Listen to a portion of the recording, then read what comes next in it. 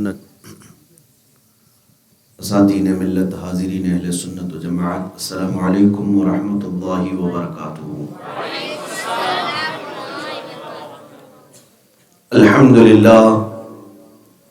الحمدللہ الحنان المنان الذي خلق الانسان وعلمه البيان، والصلاة والسلام على رسوله سید الانس والجان وعلى آلہ واصحابہ ذوی الخیر والاحسان، اما بعد فاعوذ باللہ من الشیطان الرجیم، بسم اللہ الرحمن الرحیم۔ انہم فتیۃ آمنوا بربہم وزدناہم ہدی، صدق اللہ مولانا العظیم وبلغنا رسولہ النبی الامین المتین المختار الکریم، ونحن على ذلك من الشاہدین والشاکرین والحمد للہ رب العالمین۔ عزیزان گرامی وقار و حاضرین اجلاس، قبل اس کے کہ کچھ معروضات آپ کے گوش گزار کروں، آئیے انتہائی عقیدت و احترام کے ساتھ ساری کائنات کے مرکز عقیدت ارواحنا فداہ جناب محمد الرسول اللہ صلی اللہ تعالی علیہ وسلم کی بارگاہ پر انوار میں غلامانہ انداز میں درود و سلام کا ہدیہ پیش کریں۔ اللہم صلی علی سیدنا و مولانا محمد معدن الجود والکرم وآلہ واصحابہ الکرام وابنہ الکریم وبارک وسلم صلاة دائمة سرمدا ابدا۔ اللہ عز و جل نے قرآن عظیم میں کچھ نوجوانوں کا ذکر فرمایا،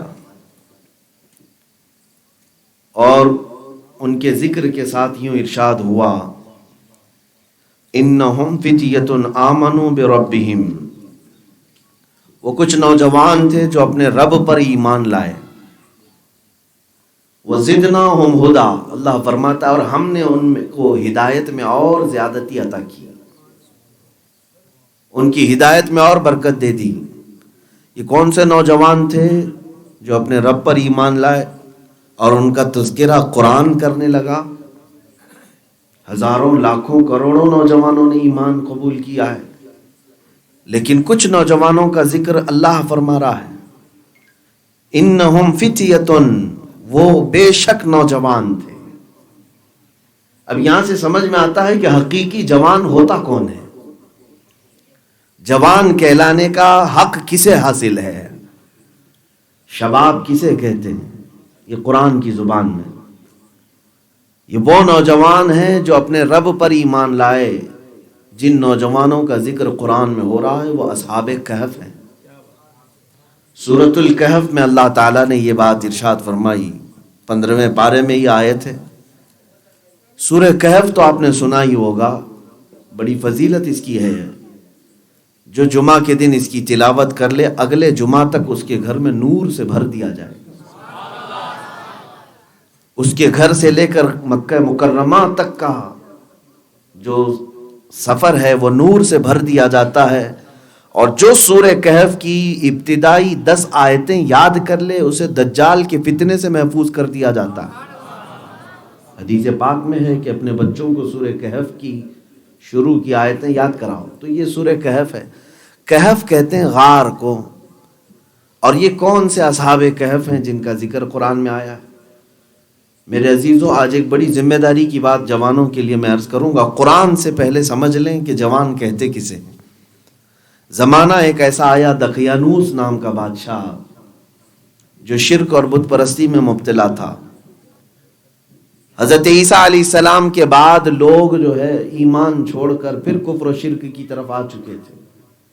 عیسیٰ علیہ السلام کے آسمانوں پر اٹھائے جانے کے 200 سال بعد کا یہ زمانہ ہے تقریباً، یا 150 سال کے بعد کا، کہ لوگ گمراہ ہونے لگے، اور وہ ظالم بادشاہ کرسی پر بیٹھا اور پوری رعایا کو بت پرستی میں مبتلا کر رکھا تھا۔ اور ان لوگوں کا ایک بہت ہی برا عقیدہ تھا کہ بادشاہ کو سجدہ کرتے ہیں۔ تو ظاہر سی بات ہے، کفر و شرک چاہے دنیا میں جتنا بھی پھیلے، طاقت کے زور پر، کرسی کے زور پر، لیکن اللہ اپنے ایمان والے بندوں کو ضرور زمین میں تمکنت عطا فرماتا ہے، قرار عطا کرتا ہے۔ کچھ تو ہوتے ہیں جو ایمان پر قائم ہوتے ہیں۔ یہ دقیانوس ڈکٹیٹر تھا، ظالم بادشاہ تھا، اس کے سامنے کسی کو بولنے کی مجال نہیں تھی۔ اتفاق ایسا کہ اس کے درباریوں میں ہی، اس کے وزیروں میں سے ہی کچھ لوگ ایسے تھے جو اس کے عقائد کو نہیں مانتے تھے۔ ان کا کہنا تھا کہ اللہ ایک ہے، عبادت اسی کو زیب دیتی ہے، ہم سجدہ کریں گے صرف اپنے خالق اور مالک کو۔ تو کچھ اس کے سپاہیوں میں، اس کے وزیروں میں سے، اور کچھ باہر کے، اس طرح کل ملا کر کے 7 یا 8 جو بھی تعداد ہے اصحاب کہف کی، ان کی حقیقی تعداد اللہ ہی کو بہتر معلوم۔ تو یہ 8 نوجوان تھے یا 7 نوجوان تھے جو اپنا ایمان چھپائے ہوئے تھے۔ بادشاہ ظالم تھا اور ان کو اگر ایمان ظاہر ہوتا تو قتل بھی کیا جا سکتا، پھانسی پر چڑھایا جا سکتا تھا، اس لیے کہ اس زمانے میں دقیانوس بادشاہ کے خلاف جو بھی بات کرتا اسے سولی پر چڑھا دیا جاتا، بلکہ جلاد کو حکم دے کر کے فوری طور پر قتل کا حکم ہوتا۔ تو دقیانوس نے یہ ظلم کی داستان رقم کی۔ اس زمانے میں یہ نوجوان ایمان رکھتے تھے۔ ایسا نہیں ہے کہ بادشاہ جس طرف چل پڑے، ارے بھائی مصلحت ہے چلو، جو چل رہا ہے اسی کے ساتھ چلو، کاہے کو پریشانی مول لوگے، گھر بار بھی ہے، ہمارے بھی بیوی بچے ہیں۔ نہیں، ان نوجوانوں نے اپنی آخرت کو دیکھا کہ اگر ہم نے آج شرک اور بت پرستی کی تو ہمیشہ کے لیے دوزخ میں جائیں گے۔ تو ان نوجوانوں نے اپنا ایمان بچایا اور ایک جگہ پر جا کر کے آپس میں ملتے تھے اور ڈسکس کرتے تھے کہ کیا کرنا چاہیے۔ طاقت و قوت ان کے پاس ہے، سیاست ان کے پاس ہے، ظالم کرسی پر بیٹھا ہوا ہے۔ تو نوجوانوں نے آپس میں یہ مشورہ کیا کہ کیوں نہ ہم یہ ملک ہی چھوڑ کر چلے جائیں، ہم یہ وطن ہی چھوڑ کر چلے جائیں، جہاں ہمیں اللہ کی عبادت کی اجازت نہیں، وہاں رہنا بھی بیکار ہے۔ تو نوجوانوں نے آپس میں طے کیا اور مشورہ کر کے ان لوگوں نے اس سلطان، اس بادشاہ کے دربار کو چھوڑنے کا عہد کر لیا۔ یہ 8 لوگ تھے یا 7 لوگ تھے، اس وطن کو انہوں نے راتوں رات چھوڑ دیا اور نکل پڑے، یہاں تک کہ ان کے ساتھ ایک کتا بھی ہو لیا۔ ان اصحاب میں، ان نوجوانوں میں ایک کے متعلق یہ بھی فرمایا گیا ہے کہ وہ دھوبی کا کام کرتے تھے، تو ان کے ساتھ ایک کتا تھا، وہ بھی ساتھ ہو لیا۔ یہاں تک کہ ان نوجوانوں نے کہا کہ اس کتے کو چھوڑ دو، کہیں یہ بھونکے گا تو اس کی آواز پر ہم گرفتار نہ ہو جائیں، ہم راتوں رات سفر کر رہے ہیں۔ تو اللہ تعالیٰ نے اس کتے کو زبان عطا کی، کتا فصیح زبان میں کہنے لگا میں تمہیں پکڑوانے نہیں بلکہ تمہاری حفاظت کے لیے مامور ہوں۔ تو انہوں نے دیکھا کہ کتا جب گفتگو کر رہا ہے تو یقیناً اللہ کی مدد ہمارے ساتھ آ چکی ہے۔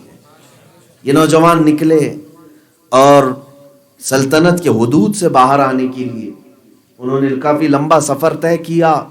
پھر ایک غار جو پہاڑوں کے بیچ گھری ہوئی تھی، اس غار کے اندر یہ چلے گئے اور پھر غار کا جو منہ تھا اسے بند کر لیا، اندر جا کر کے وہ آرام کرنے لگے۔ یہ میں سورہ کہف کی مختصر سی باتیں آپ کے سامنے رکھ رہا ہوں، پہلے قرآن کو ہی سن لو برکت کے لیے، اس لیے کہ قرآن جو کہہ رہا ہے وہ سب سے اعلیٰ درجے کی بات ہوگی۔ اب یہ نوجوان اندر غار میں چلے گئے، دروازہ بند کر لیا، جو بھی جس طرح کا بھی دروازہ ہو، پتھروں کا یا سل کا۔ اندر جانے کے بعد وہ آرام کرنے کے لیے سو گئے۔ دوسرا دن ہوا، بادشاہ کے سلطنت کے درباری خبری جو تھے انہوں نے خبر کر دیا بادشاہ کو کہ کچھ نوجوان ایسے ہیں جو تیرے عقیدے کو نہیں مانتے، وہ تیرا دربار چھوڑ کر، تیری سلطنت چھوڑ کر نکل چکے اور یہاں سے کافی دور جا چکے ہیں۔ بادشاہ کو غصہ آیا کہ میرے ہوتے ہوئے میرے عقیدے پر کوئی کیوں نہیں قائم ہو سکتا۔ اب آرڈر دیا کہ وہ جہاں ملے وہاں انہیں قتل کر ڈالو، مار ڈالو۔ اب ڈھونڈنے کے لیے فوج نکل پڑی، پھر بعد میں پتہ چلا کہ وہ اس راستے گئے ہیں اور غار تک لوگ پہنچ گئے۔ بادشاہ کو خبر دی گئی کہ اس غار کے اندر یہ لوگ گئے ہوئے ہیں۔ بادشاہ خود آیا اور اپنے پولیس کے ساتھ، اپنے سپاہیوں کے ساتھ آ کر غار کے پاس اس نے ایک دیوار بنا دی، کہا کہ یہ خبر ان کی یہیں بن جائے گی، ان کو باہر نکلنے کا کوئی راستہ نہ رکھو، اس غار کو پکا کر دو، یعنی باہر کے دروازے کو ایسا بند کر دو کہ یہ باہر نہ نکل سکے۔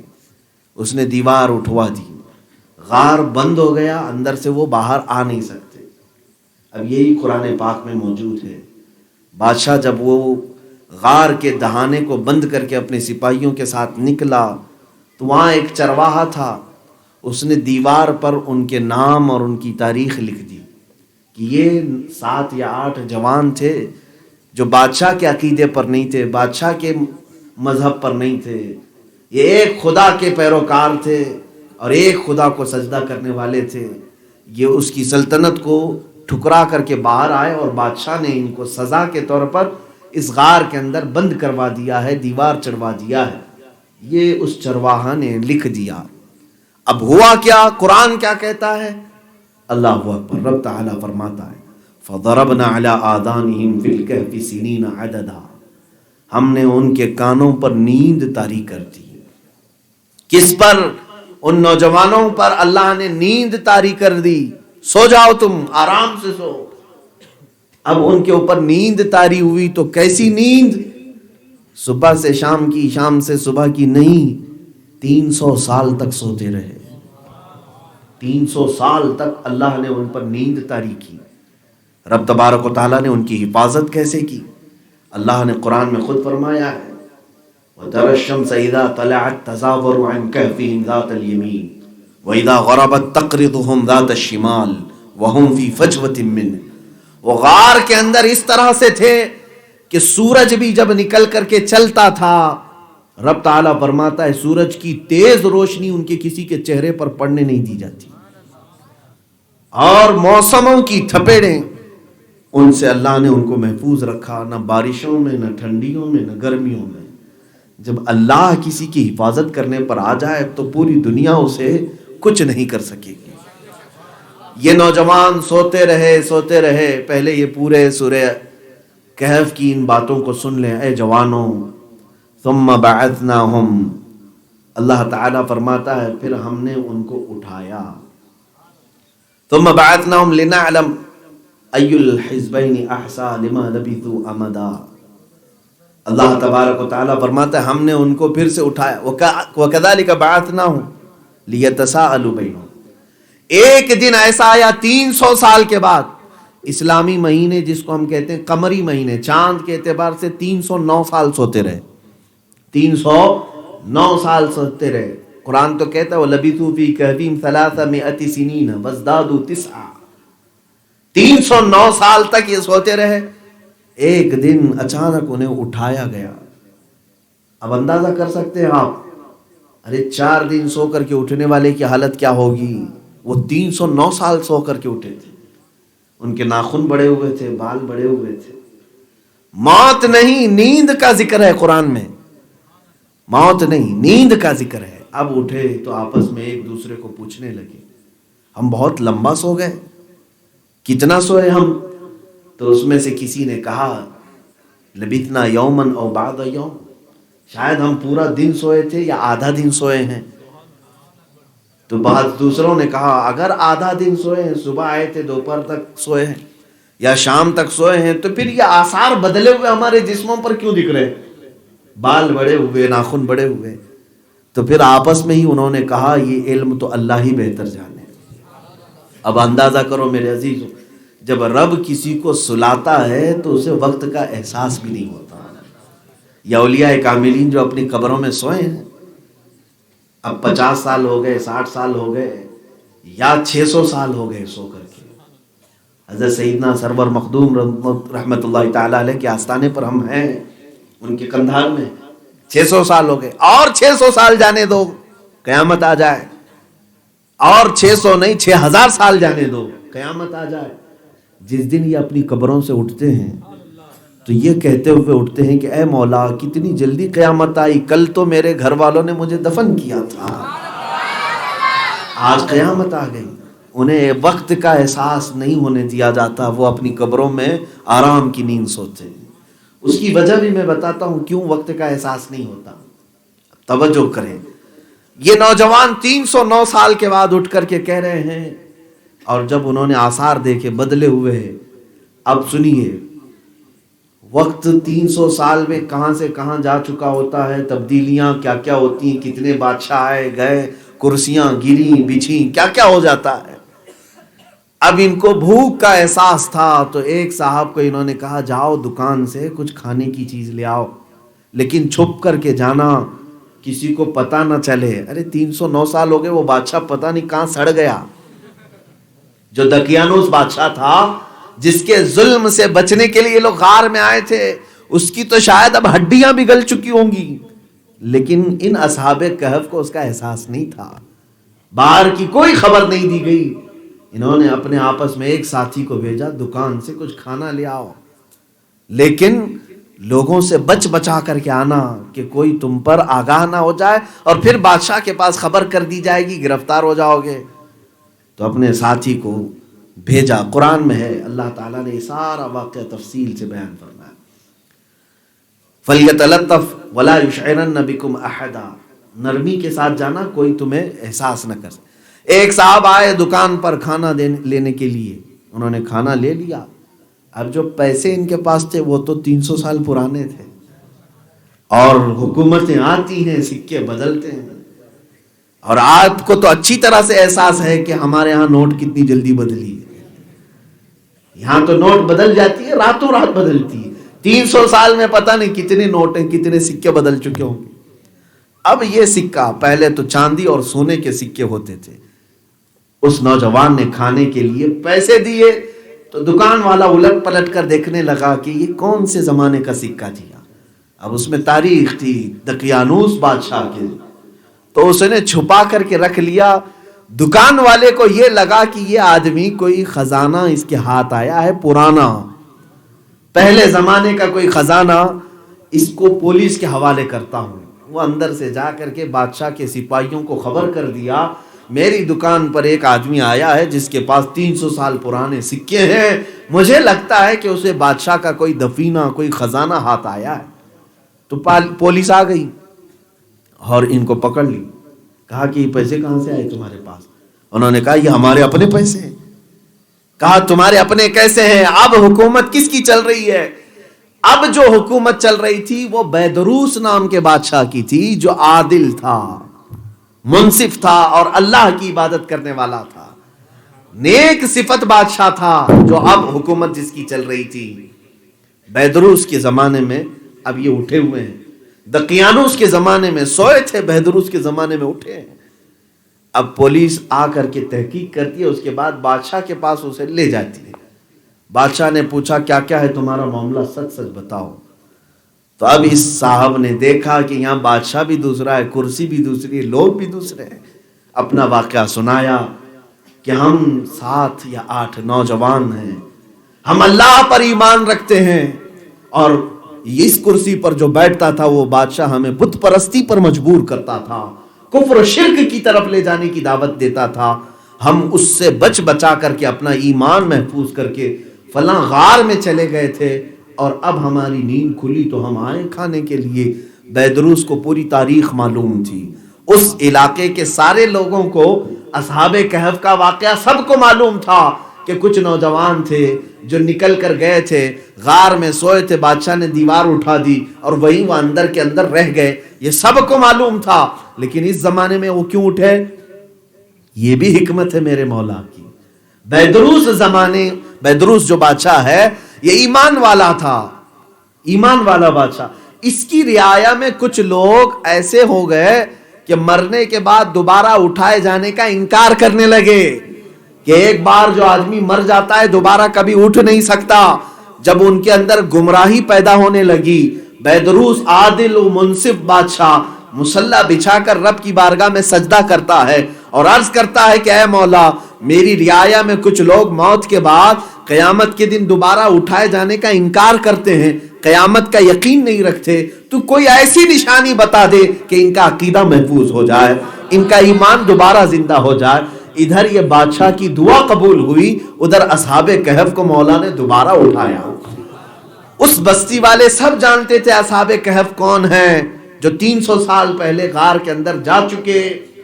اب بادشاہ نے جیسی ہی خبر سنی کہ اس غار سے یہ آئے ہیں، بادشاہ خود اپنی فوج اور اپنے سارے سپاہیوں سمیت نکلا اور کہا مجھے بھی دیکھنا ہے وہ غار کہاں ہے اور لوگ تمہارے کیا کر رہے ہیں. یہ پوری کی پوری شان و بان کے ساتھ فوج آنے لگی. اصحاب کہف جو اندر موجود تھے ان لوگوں نے محسوس کیا کہ ہمارا ساتھی پکڑا گیا، ہمارا ساتھی پکڑا گیا اور پوری بادشاہ کی فوج آ رہی ہے. لیکن جیسے ہی وہ آئے غار کے پاس تو یہ اصحاب کہف نے دیکھا نہ وہ بادشاہ ہے نہ وہ سپاہی ہیں، یہ کوئی دوسرے ہی ہیں.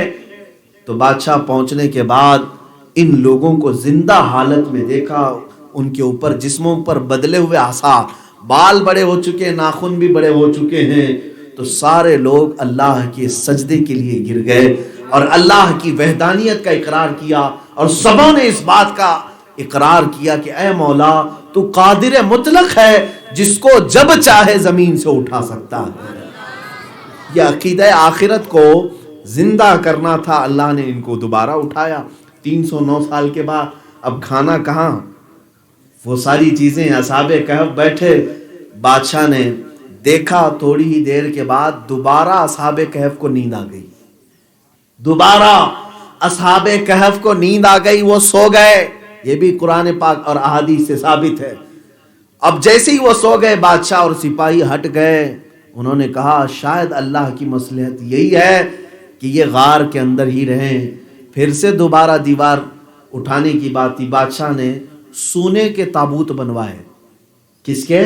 سونے کے تابوت بنوائے اور ہر اس صحابی کو جو اصحاب کہف ہیں ان کو سونے کے تابوت میں رکھ کر غار کے اندر رکھا اور غار کا دروازہ بند کیا. اتنا واقعہ ہوا بادشاہ کے خواب میں بے چینی. دوسرے دن وہ اصحاب کہف آ کر کہنے لگے فوراً ہم کو سونے کے تابوت سے نکالو، ہم جس زمین پر سو رہے تھے اسی زمین پر ہمیں رکھو. بادشاہ دوبارہ دروازہ کھلوایا، سونے کے تابوت نکلوائے اور پھر ان اصحاب کہف کو زمین پر ہی لٹایا گیا. سونا چاندی سب چیزیں وہاں سے باہر نکالی گئیں، حتیٰ کہ میرے عزیزو جو کتا ان کے ساتھ گیا تھا وہ بھی دوبارہ زندہ ہوا تھا 300 سال کے بعد. پھر وہ اسی طرح سے وہیں سو گیا جیسے اصحاب کہف سوئے. اب قرآن کی آیت اگر آپ پڑھو اور ترجمہ جا کر کے دیکھو تو تمہاری آنکھیں حیرت میں رہ جائیں گی. مولا تعالیٰ فرماتا ہے کہ تم دیکھو لَوِ اطَّلَعْتَ عَلَيْهِمْ لَوَلَّيْتَ مِنْهُمْ فِرَارًا وَلَمُلِئْتَ مِنْهُمْ رُعْبًا. یہ آیتیں بتا رہی ہیں وَقَلْبُهُمْ بَاسِطٌ ذِرَاعِهِ بِالْوَسِيدِ. آج بھی اصحاب کہف اسی حالت میں موجود ہیں. اگر تم ان کے غار کے پاس جاؤ گے تو اللہ فرماتا ہے پیٹ پھیر کر بھاگ جاؤ گے. اللہ ایسا رعب ڈال کر رکھا ہے. بعض لوگ ویڈیو بنا کر کے لاتے ہیں وہاں کی اور کہتے ہیں کہ یہ اصحاب کہف کا غار ہے.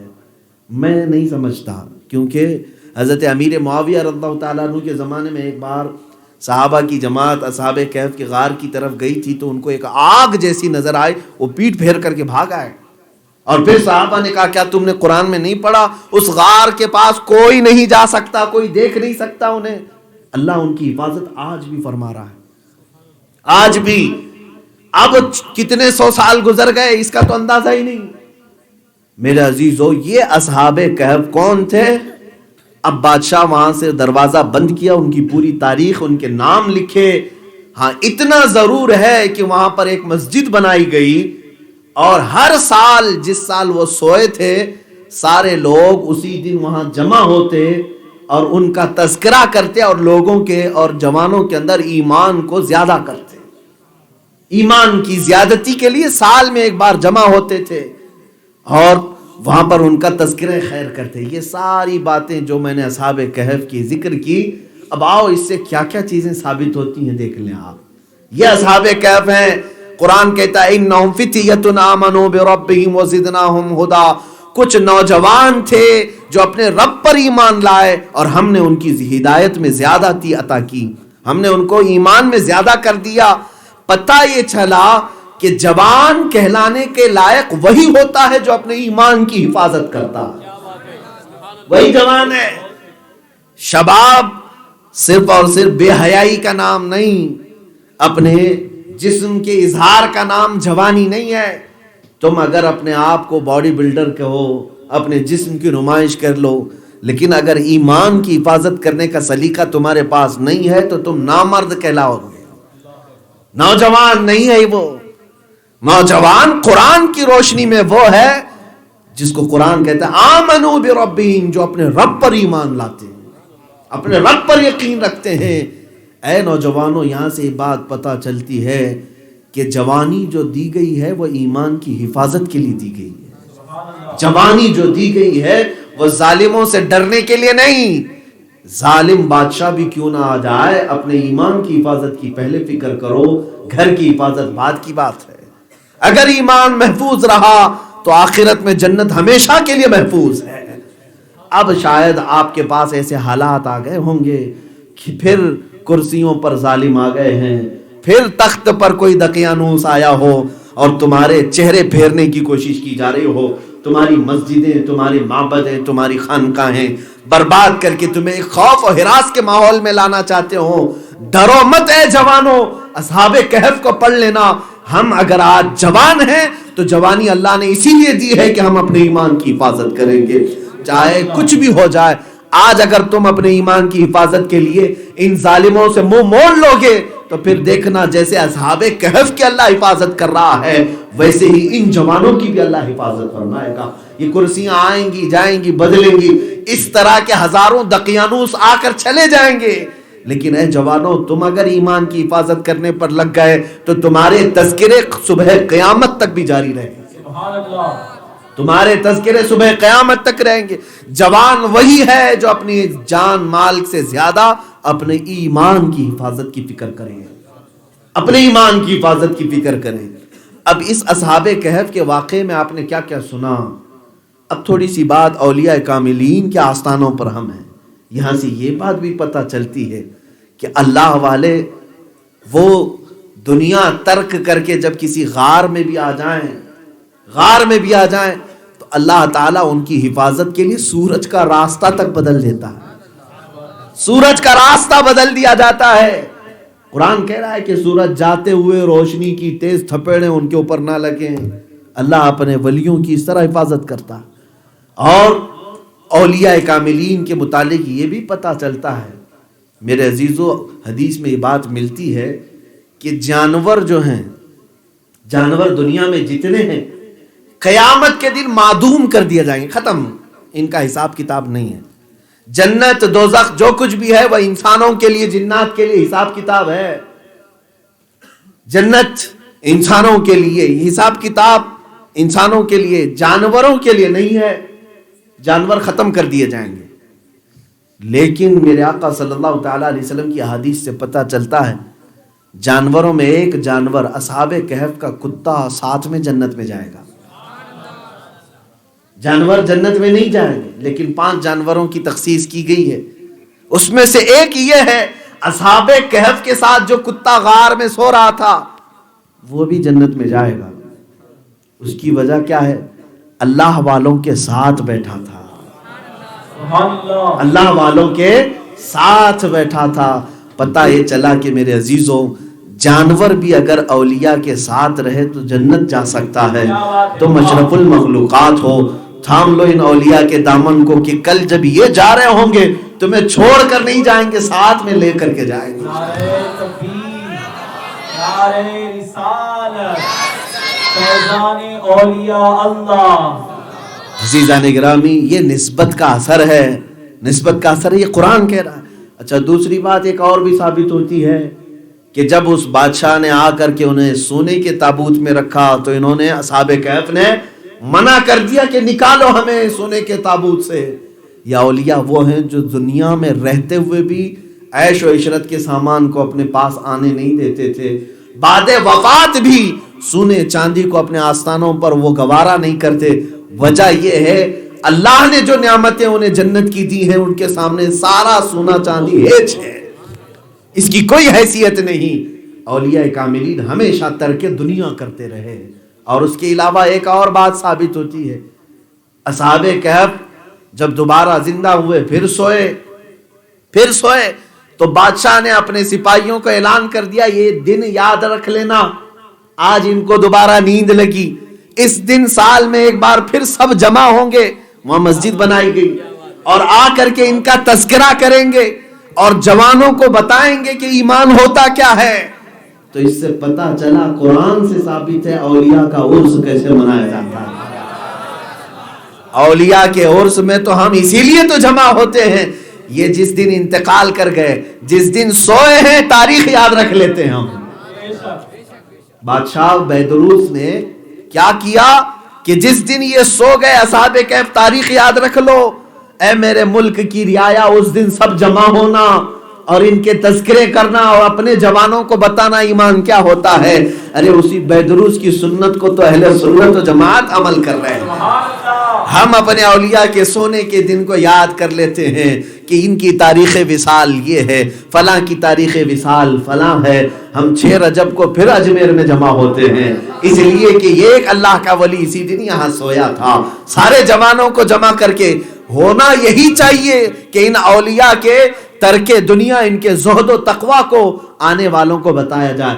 اگرچہ آج عرسوں کی شکل بگڑ گئی ہو، آج اگرچہ کچھ لوگ عرسوں کو بگاڑنے کی کوشش کر رہے ہوں، میں اس کا قائل نہیں ہوں۔ اہل سنت و جماعت جو عرس مناتے ہیں وہ صرف اس لیے مناتے ہیں کہ ان اولیاء کی تعلیمات کو ہم اپنے جوانوں میں پھر زندہ کریں، ان کے ایمان کو پھر سے ہم جلا بخشیں، نوجوانوں کے دلوں کے اندر تقوی و طہارت کی تعلیمات دی جا سکے۔ اس لیے ہم عرس مناتے، ڈھول بازوں کے لیے نہیں، ناچ گانوں کے لیے نہیں۔ اگر ان میں یہ سب چیزیں شامل کر لی گئی ہیں تو یہ خرافات کے بانی اور موجد وہ لوگ ہیں جنہوں نے شروع کیا۔ ہم تو پاکیزہ عرس کے قائل ہیں، پاکیزہ عرس کے قائل ہیں۔ عرس اولیاء کا ایسا ہو کہ اس میں جانے والے کا دل دھو دیا جائے، پاک ہو کر کے وہ وہاں سے نکلے۔ عزیزان گرامی، یہ اصحاب کہف تھے۔ جوان اصل میں یہی ہیں جنہوں نے اپنے ایمان کی حفاظت کی۔ مجھے یہی حکم ہوا تھا کہ دور پرفتن میں نوجوانوں کی ذمہ داری کیا ہے۔ اے میرے عزیز جوانوں، تم اگر یہ سوچتے ہو کہ اس پرفتن دور میں میری ذمہ داری اچھی نوکری حاصل کرنا ہے، اچھی ڈیوٹی حاصل کرنا ہے، اچھی تعلیم کی طرف جانا ہے، پیسہ زیادہ کمانا ہے، کار آ جائے، بنگلہ آ جائے، گاڑیاں آ جائیں، اچھی نوکری ہو، اچھی شادی ہو، یہ اگر تم ذمہ داری سمجھتے ہو تو یہ ذمہ داری تو اس دنیا فانی کی ہے، اس دنیا فانی کی ہے۔ اصل ذمہ داری جو تمہارے کندھوں پر ہے وہ دین اسلام کی حفاظت کی ذمہ داری ہے، ناموس رسالت کی حفاظت کی ذمہ داری ہے۔ اے نوجوانوں، یاد رکھو قیامت کے دن میرے آقا صلی اللہ تعالی علیہ وسلم ارشاد فرماتے ہیں، لا تزول قدما ابن آدم حتی یسأل عن خمس۔ حضور پاک صلی اللہ علیہ وسلم فرماتے ہیں قیامت کے میدان سے اس وقت تک کسی کے قدم ہٹائے نہیں جا سکیں گے جب تک 5 سوالوں کے وہ جواب نہیں دے دیتا۔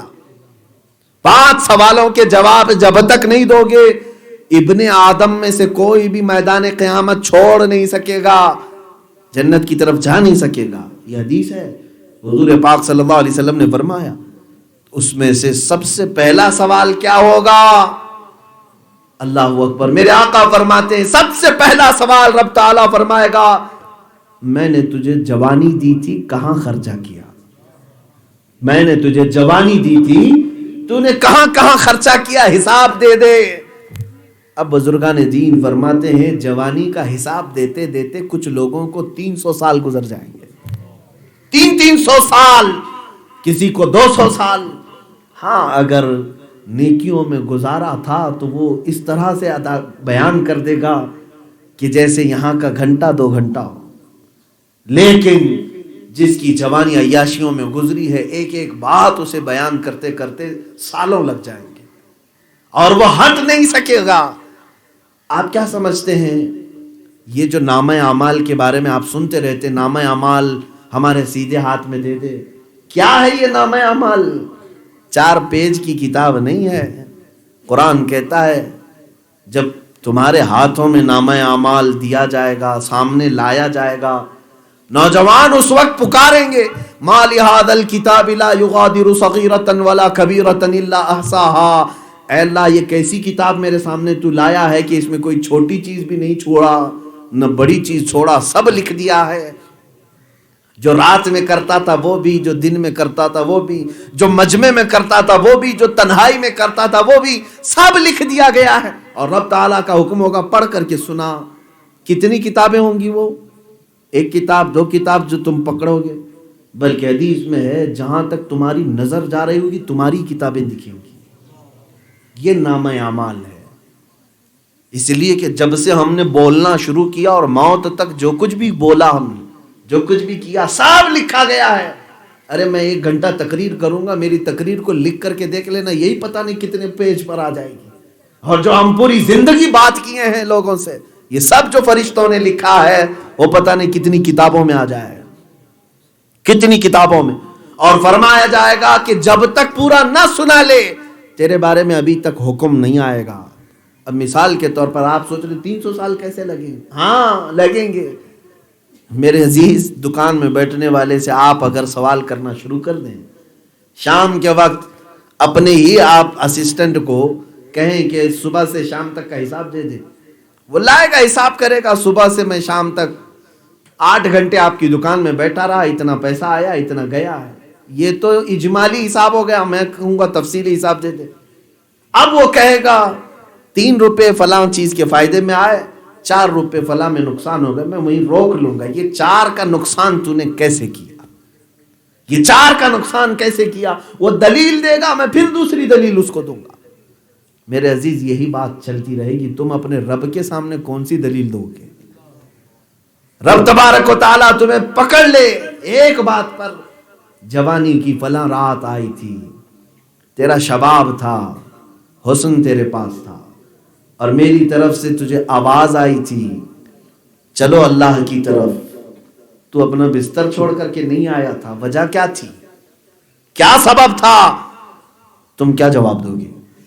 اس وقت کیا کہو گے؟ جواب کے لیے اگر ہیلے بہانے کرنے لگو گے تو رب تبارک و تعالی ہمارے اعضاء کو ہی گواہ بنا کر کے لے آئے گا، اے مولا یہ جھوٹ بول رہا ہے۔ اگر تم نے کہا میرا ہاتھ اٹھتا نہیں تھا، میرا پیر سڑ گیا تھا، یہ پیروں کو اللہ زبان دے دے گا، وہ کہیں گے کہ مولا یہ جھوٹ بولتا ہے، اعضاء گواہ دیں گے۔ یہاں تک کہ سورہ یاسین میں اللہ تعالیٰ فرماتا ہے الیوم نختم علی افواہہم وتکلمنا ایدیہم وتشہد ارجلہم بما کانوا یکسبون، ہم تو اس دن تمہارے منہ پر مہر لگا دیں گے، تم چپ رہو، تمہارے ہاتھ تمہارے پیر ہم سے بات کریں گے جو کچھ بھی تم دنیا میں کرتے تھے۔ ہاتھ یہ سب بتائے گا اے مولا رات کی تنہائی میں مجھے یہ کن کن کاموں کو استعمال میں لگاتا تھا، پیر بتائے گا کہ مولا یہ کہاں کہاں چلنے کے لیے مجھے استعمال کرتا تھا۔ تم پکار کر کے ان اعضاء سے کہو گے میں نے تمہارے ساتھ کیا برا کیا، تم میرے خلاف گواہی دے رہے ہو، تم کیوں بات کرنے لگ گئے؟ یہاں تک کہ حدیث میں ہے ران کی چمڑی بھی بات کرے گی، ران کی چمڑیاں بات کرے گی قیامت کے دن۔ تو آدمی پکار کر کے اس سے کہے گا، یہ بھی سورہ حمیم السجدہ میں اللہ تعالیٰ فرماتا ہے وَقَالُوا لِجُلُودِهِمْ لِمَ شَهِدْتُمْ عَلَيْنَا، لوگ کہیں گے اے چمڑیاں ہمارے خلاف تم کیوں گواہی دے رہی ہو، اور تمہیں بولنا کیسے آ گیا آج؟ جب میں زندہ تھا تو کبھی تم بولتے نہیں تھے۔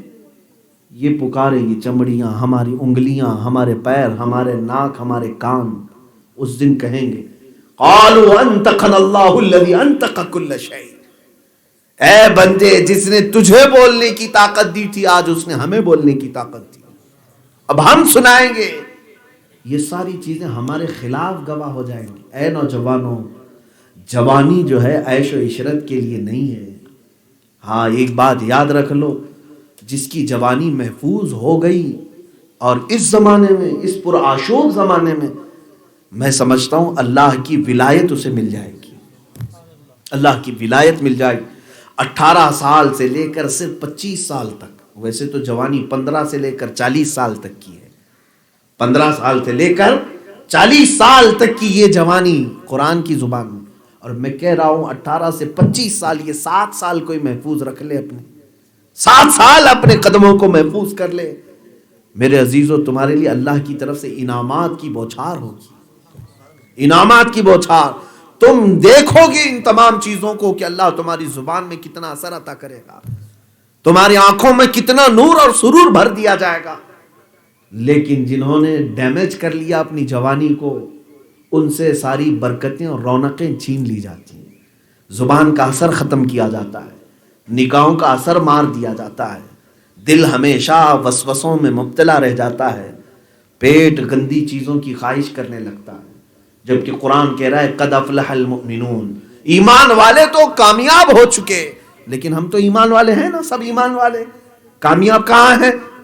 کیوں نہیں ہے کامیاب؟ رب تبارک و تعالیٰ سے پوچھو، اے مولا تیرا قرآن کہہ رہا ہے ایمان والے کامیاب ہو گئے، کامیاب ہو گئے، یہاں کروڑوں مومن ہیں مولا، کیوں کامیاب نہیں؟ ہم تو ٹھوکروں پر جی رہے ہیں آج، ہم سے سب چیزیں چھین لی گئی ہیں، ہمارا اقتدار، ہماری سیاست، ہماری طاقت، ہماری دولت سب چھینا جا چکا ہے، گائے بگائے ہمیں مار دیا جاتا ہے۔ اب تو حالات ایسے ہیں، خود جس ملک میں ہم رہ رہے ہیں ہمارا وجود مشکل ہو گیا ہے، اگلے سالوں میں، اگلے چند سالوں میں ہمارا تشخص، ہماری آئیڈینٹی باقی رکھنا مشکل ہو گیا۔ ظالموں کو اللہ نے ہمارے سروں پر مسلط کر دیا، کیا اسی کو کامیابی کہتے ہیں؟ قرآن کہہ رہا ہے کامیاب ہو تم، کامیاب ہو۔ پوچھو قرآن سے کیوں کامیاب تو کہہ رہا ہے ہمیں؟ ہمارا سب لٹ گیا، ہماری بچیاں آج آوارہ ہو گئی ہیں۔ آج ہندوستان کا ماحول یہ ہے میرے عزیزو، لو جہاد کے نام پر جو ظلم کر رہے ہیں، قانون فلاں قانون، قانون، یہ قانون کے نام سے جتنا ڈرایا جا رہا ہے شاید پچھلی صدیوں میں کبھی نہیں ڈرایا گیا ہوگا۔ ہندوستان کے ماحول میں کیا کیا نہیں ہو رہا ہے، یہاں پر آپ سب دیکھ رہے ہیں کہ بنام اسلام اور بنام کفر اب جنگ شروع ہے۔ یہاں پر ابھی کوئی معاملات جو ہے مائنورٹی میجورٹی کے نہیں چل رہے ہیں، بلکہ صرف اور صرف کچھ لوگوں کو الرجی ہے تو صرف نام اسلام سے الرجی ہے۔ اب کھل کر کے سادھو سنت پنڈت پجاری کہنے لگ گئے کہ مسلمانوں کو ملک چھوڑنا چاہیے، ان کو جانا چاہیے یہاں سے۔ میرے عزیزو، یہ آدم علیہ السلام کی زمین ہے، ہم اپنے باپ کی زمین پر ہیں، یہاں سے جانے کا حکم کسی کے مجال نہیں، لیکن حالات یہاں تک لائے گئے، آپ دیکھ رہے ہیں۔ میں نے ابھی چند دن پہلے ایک کسی ایسے ہی بدماش گنڈے کو سنا جو اعلان کر رہا ہے ہماری سنگٹھن ہے، کوئی ہندو لڑکا مسلمان لڑکی کو لے کر کے آئے تو ہم اپنے 2.5 لاکھ روپے اس کو دیتے ہیں۔ یہ اعلانات کیے جا رہے ہیں، یہ کھل کر کے آج زہر پھیلایا جا رہا ہے۔ ہم تو پہلے سے یہاں پر امن و امان کے ساتھ رہتے آئے ہیں، میاں 700 سال مسلمانوں نے یہاں حکومت کی، لیکن ایسا نہیں ہے کہ مندروں کو توڑ دیا، ختم کر دیا، نہیں، باقی رکھا گیا ہے۔ اگر سب توڑ دیا جاتا تو کوئی چیز باقی نہیں رہتی۔ 700 سال میں تم 5 سال میں اتنا نشہ کر رہے ہو۔ اسلام اس بات کی اجازت نہیں دیتا کہ دوسری جو قومیں آباد ہیں ان کے ساتھ ظلم و زیادتی کا معاملہ نہیں کیا جائے گا، لیکن ابھی جو حالات ہیں، میں آپ سے گفتگو کر رہا ہوں، زہر بھر دیا گیا۔ جو سیکولر قسم کے لوگ تھے، جو نیوٹرل تھے، وہ بھی آج زہریلے ہو گئے، داڑھی سے الرجی، ٹوپی سے الرجی۔ اب یہ تمام حالات کے بعد میں پوچھتا ہوں، قرآن پھر بھی کہہ رہا ہے تم کامیاب ہو، یہ مسئلہ کیسے سمجھیں گے ہم؟ تو اے نوجوانوں، تم خود پوچھو قرآن سے، قرآن تو کہہ رہا ہے کامیاب ہے، کامیاب ہے، کہاں ہے کامیاب؟ وَلَا تَهِنُوا وَلَا تَحْزَنُوا وَأَنْتُمُ الْأَعْلَوْنَ إِن كُنتُم مُؤْمِنِينَ، تم گھبراؤ مت، پریشان مت ہو، تم ہی سر بلند ہو، تم ہی فخر کے ساتھ، تم ہی سب سے زیادہ سرفراز ہو، بلند و بالا ہو۔ قرآن تو یہ دعوے کر رہا ہے۔ کیا تم میں سے کوئی یہ سوچ سکے گا کہ قرآن جھوٹی بات کہہ سکتا ہے؟ ایک جملہ تو دور کی بات، ایک نقطہ بھی اس میں جھوٹ نہیں ہوگا۔ لا ریب فیہ، یہ وہ کتاب ہے جس میں شک کی گنجائش نہیں۔ لیکن اب یہ گتھی سلجھائیں کہ کیوں ہم کامیاب کہہ رہا ہے قرآن، کیوں ہمیں کامیاب کہہ رہا ہے؟ جواب آئے گا قرآن کا۔ قرآن کہے گا اے نوجوان، یقیناً میں دعویٰ کر رہا ہوں کہ کامیاب ہو، لیکن شرط ہے کہ تیرے سینے میں ایمان ہو۔ تو ایمان پر آ کر کے تو دکھا، تیرے اندر ابھی ایمان کے وہ جذبے ہی نہیں آئے۔ اب میں نے پوچھا ایمان نہیں ہے میرے پاس، میں تو مسلمان ہوں، ہمارا نام احمد ہے، محمد ہے، عبداللہ ہے، زید ہے، خالد ہے، فلاں، ہم تو مومن ہیں، ٹوپی بھی ہے، داڑھی بھی ہے، کرتا بھی ہے، پیجامہ بھی ہے، اب ایمان نہیں ہے ہمارے پاس۔ ہاں، اب حدیث میں تمہیں پوچھا جائے گا۔ اب ہم نے پوچھا رسول پاک سے، قرآن کہہ رہا ہے ایمان ہے تو ہم کامیاب ہیں، آقا آپ بتائیں ایمان کسے کہتے ہیں؟ ایمان کسے کہتے ہیں؟ تب میرے آقا فرماتے ہیں لا یؤمن احدکم حتی اکون احب الیہ من والدہ وولدہ والناس اجمعین، تم میں اس وقت تک کوئی مومن نہیں ہو سکتا جب تک کہ وہ مجھ سے اپنے والدین، اپنے بچے اور تمام انسانوں سے زیادہ پیار کرنے نہ لگ جائے۔ جب تک رسول اس کے نزدیک سب سے زیادہ محبوب نہ ہو، اس وقت تک کوئی کامل مومن نہیں ہو سکتا۔ اب یہاں آ کر کے ہمیں پوچھنا پڑے گا اپنے سینے سے، اپنے دل سے، اے نوجوان، کیا تو اپنے رسول سے ویسی محبت کرتا ہے؟ کیا تو اپنے بھائی بہن بیٹے ماں باپ سارے انسانوں سے زیادہ اپنے رسول کو چاہتا ہے؟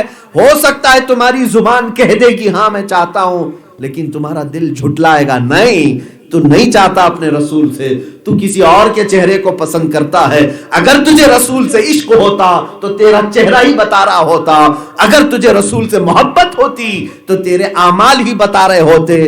نہیں میرے عزیز، تو کسی اور کا دل دادا ہے، زبان کچھ اور کہہ رہی ہے، عمل کچھ اور کہہ رہا ہے۔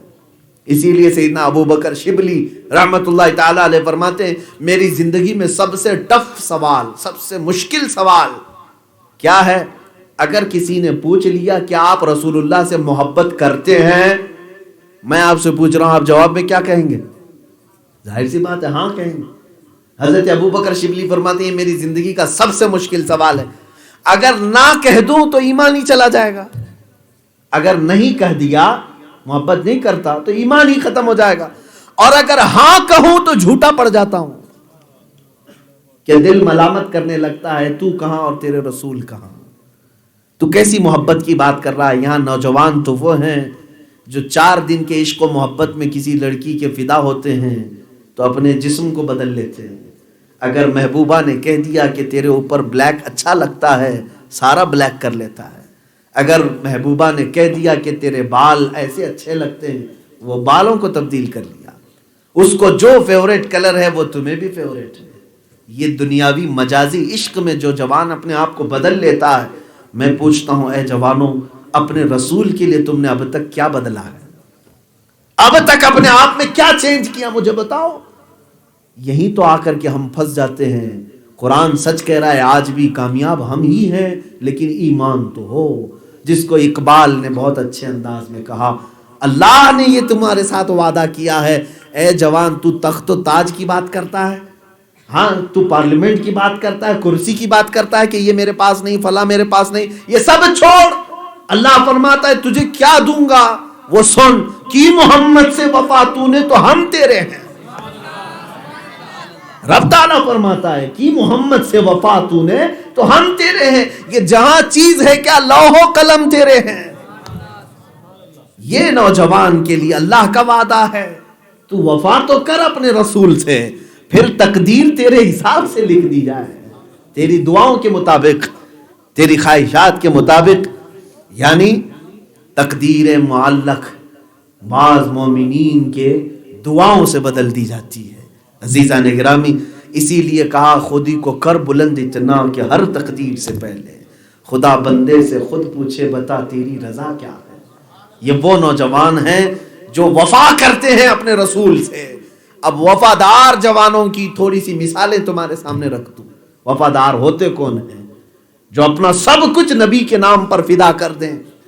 حضرت انس بن نذیر رضی اللہ تعالیٰ عنہ ایک صحابی ہیں۔ انس بن نذیر، محبت رسول ہوتی کیا ہے؟ اور نوجوانوں کے اندر آج میں یہی سمجھتا ہوں، اے جوانوں، تمہارے اندر وہ ایمان آ جائے اپنے رسول پر مر مٹنا اور ان کے ناموس اور ان کی عزت کی حفاظت کرنا، تو سمجھ لو اللہ ساری چیزوں کی خود حفاظت کرے گا۔ تمہاری مسجدیں محفوظ ہو جائیں گی، سب چیزیں محفوظ ہو جائیں گی، صرف تم ناموس رسالت کے لیے کھڑے ہو جاؤ، بس تم اپنے نبی کی عظمت کے لیے کھڑے ہو جاؤ، کیونکہ اللہ رب العزت نے اپنے رسول کو تمہارے درمیان بھیجا۔ کبھی سوچا تم نے؟ اللہ تعالیٰ کی مخلوقات میں ہزاروں مخلوقات ہیں، ہزاروں عالم ہیں، وہ ہر عالم کی رحمت ہے، کسی عالم میں رہ جاتے؟ میرے آقا ہر عالم کی رحمت ہے، فرشتوں کی بھی رحمت ہے، ملائے اعلیٰ کے لیے بھی رحمت ہے، جنات کے لیے بھی رحمت ہے۔ رسول ہمارے محمد صلی اللہ تعالیٰ علیہ وسلم وہ ہر عالم کی رحمت ہے، کسی عالم میں رہ جاتے؟ یہ ان کی مہربانی ہے کہ یہ عالم پسند آیا، ہمارے درمیان اللہ نے انہیں اتارا، مبعوث فرمایا۔ تو اب تم سے ہی یہ ساری چیزیں سوال بھی کرے گا رب تعالیٰ کہ میں اپنے سب سے محبوب رسول کو تمہارے درمیان اتارا، تو تم نے میرے رسول کا کیا خیال کیا؟ تم نے میرے رسول کے ناموس کی کہاں کہاں حفاظت کی؟ اے میرے عزیزو، آج نوجوانوں نے ہلکے میں لینا شروع کر دیا. آج تمہیں معلوم ہے سوشل میڈیا کا دور ہے، سوشل میڈیا کا دور، فیس بک، انسٹا، واٹس ایپ، اس میں تو پورے مگن رہتے ہیں سارے لوگ. آپ کو خبر ہے آج کے اسی پرفتن دور میں ہندوستان کی بات کر رہا ہوں، اللہ کی پناہ میرا کلیجہ منہ کو آتا ہے بولتے بولتے، کبھی ڈر بھی لگتا ہے. 25,000 پوسٹ ہمارے جوانوں نے ایسی نکالی جس میں گندی گالیاں میرے نبی کی شان میں دی گئی. پہلے تو ایک کوئی گستاخی کرتا تو سب تل ملاتے تھے، سب کھڑے ہو جاتے تھے. ہم برداشت نہیں کرتے اپنے نبی کی شان میں کوئی بات. میں ایک دو کی بات نہیں کر رہا ہوں، 25,000 پوسٹ پڑی ہوئی ہیں. خود میں آپ کو بتاؤں 100 کے قریب نوجوانوں کی ہم نے ایک ٹیم بنائی جو اس پر ایکشن لے، سائبر کرائم میں کمپلینٹ کرے. نوجوانوں نے کرنا شروع کیا، اور جو سوشل میڈیا کی ویب سائٹس ہیں، فیس بک کو رپورٹ کیا، انسٹاگرام کو رپورٹ کیا کہ میرے نبی کی شان میں یہ بہت بھدی اور گندی بات کر رہا ہے. یہاں تک کہ جانوروں کے ساتھ میرے نبی صلی اللہ تعالی علیہ وسلم کے خاکے بنا کر لوگوں نے پوسٹ کیے سوشل میڈیا پر. ہم نے پوسٹ کیا، جانتے ہیں رپلے کیا آتا ہے؟ انسٹاگرام سے، فیس بک سے رپلے آتا ہے کہ یہ ہماری کمیونٹی گائیڈنس کے اگینسٹ نہیں ہے، یہ فریڈم آف ایکسپریشن ہے، کوئی بھی اپنے اظہار کر سکتا ہے.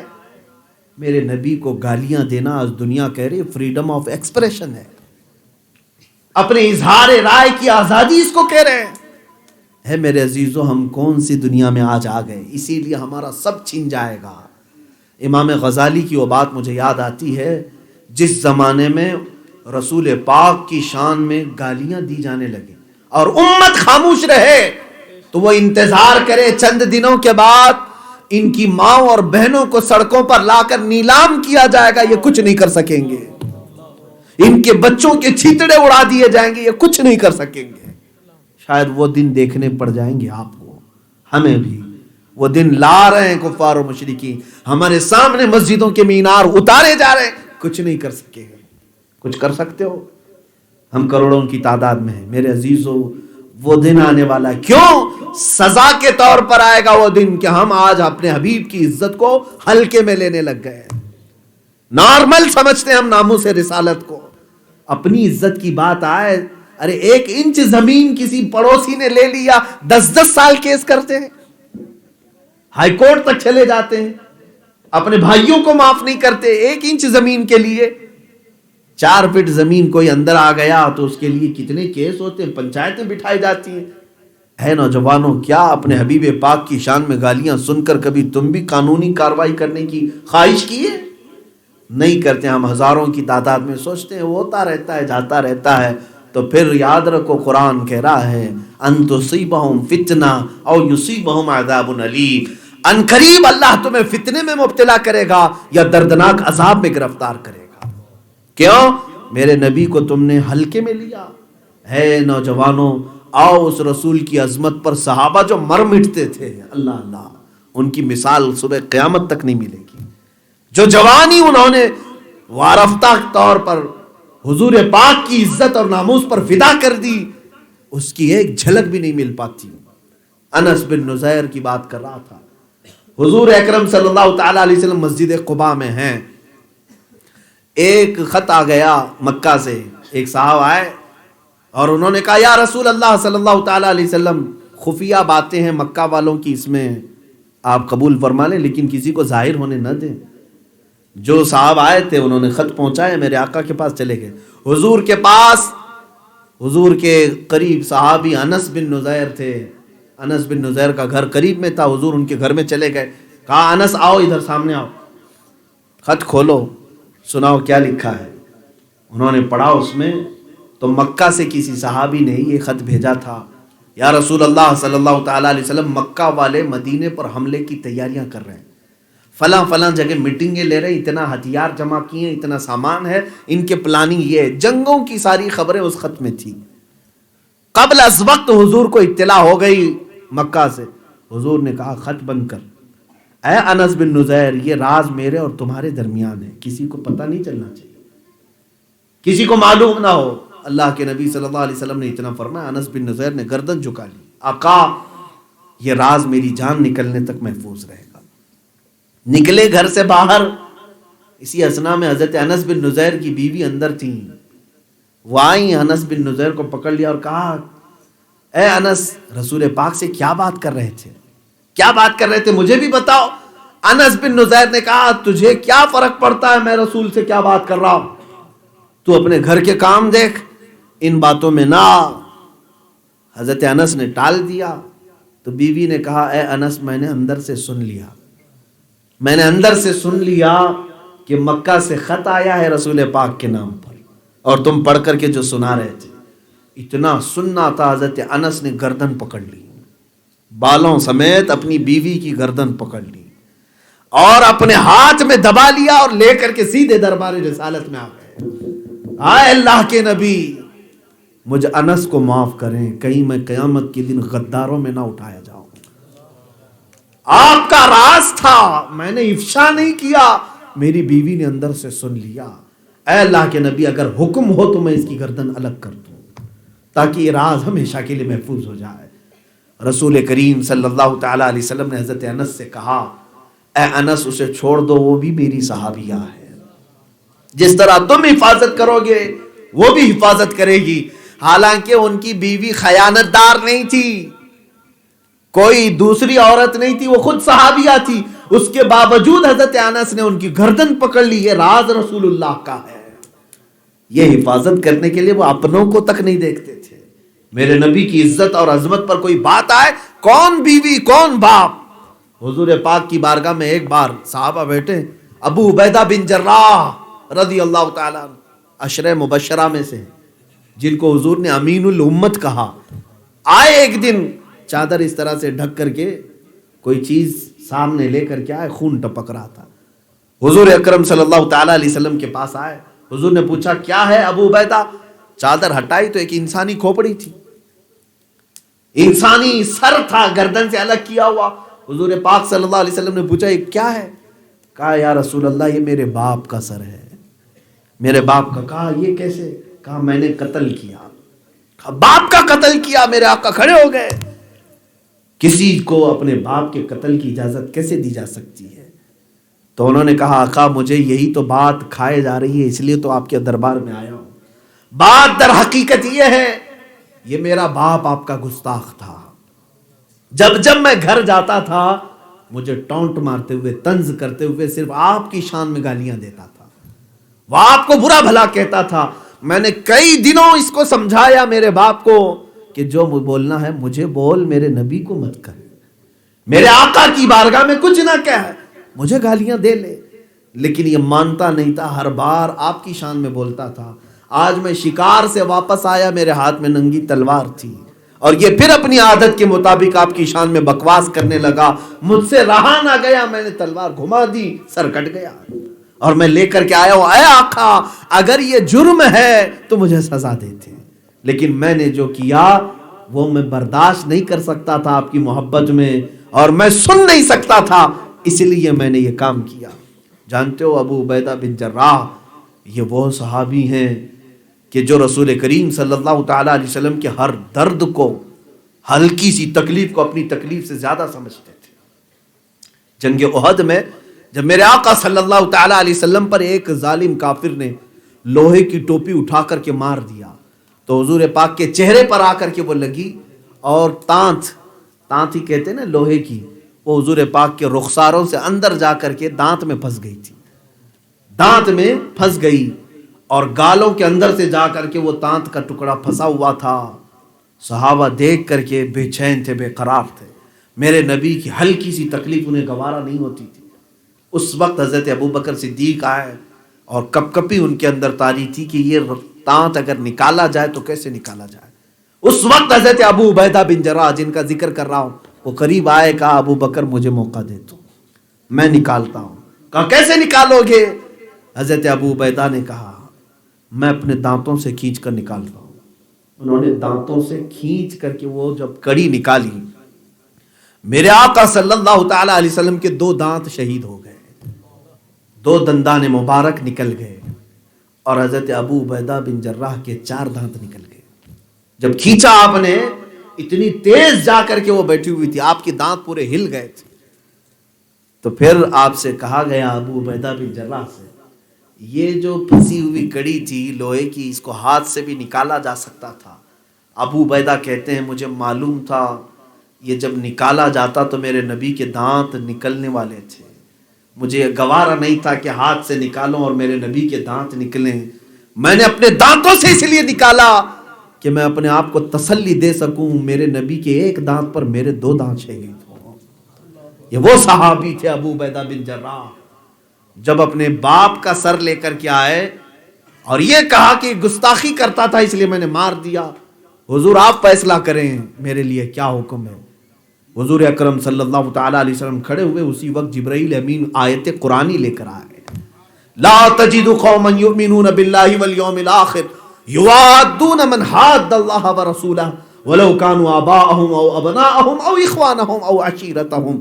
اللہ نے فیصلہ صادر کر دیا، اے نبی وہ ایمان والا ہو ہی نہیں سکتا جو آپ کے دشمنوں کو اپنا دوست سمجھتا ہو، چاہے اس کے باپ ہوں، اس کے بیٹے ہوں، اس کے خاندان والے ہوں. آپ کے صحابی نے جو کیا، رسول کے صحابی نے جو کیا، وہ عین ایمان ہے. یہی تو مسلک اعلی حضرت ہمیں سکھاتا ہے، دشمن احمد پہ شدت کیجئے، ملحدوں کی کیا مروت کیجئے، غیظ میں جل جائیں بے دینوں کے دل، یا رسول اللہ کی کثرت کیجئے. میرے عزیزو، ہمارے لیے فرسٹ پرائیوریٹی رسول پاک کی ذات ہونی چاہیے، تبھی تم واپس اپنی اسی وقار میں آؤ گے، اسی عزت میں آؤ گے.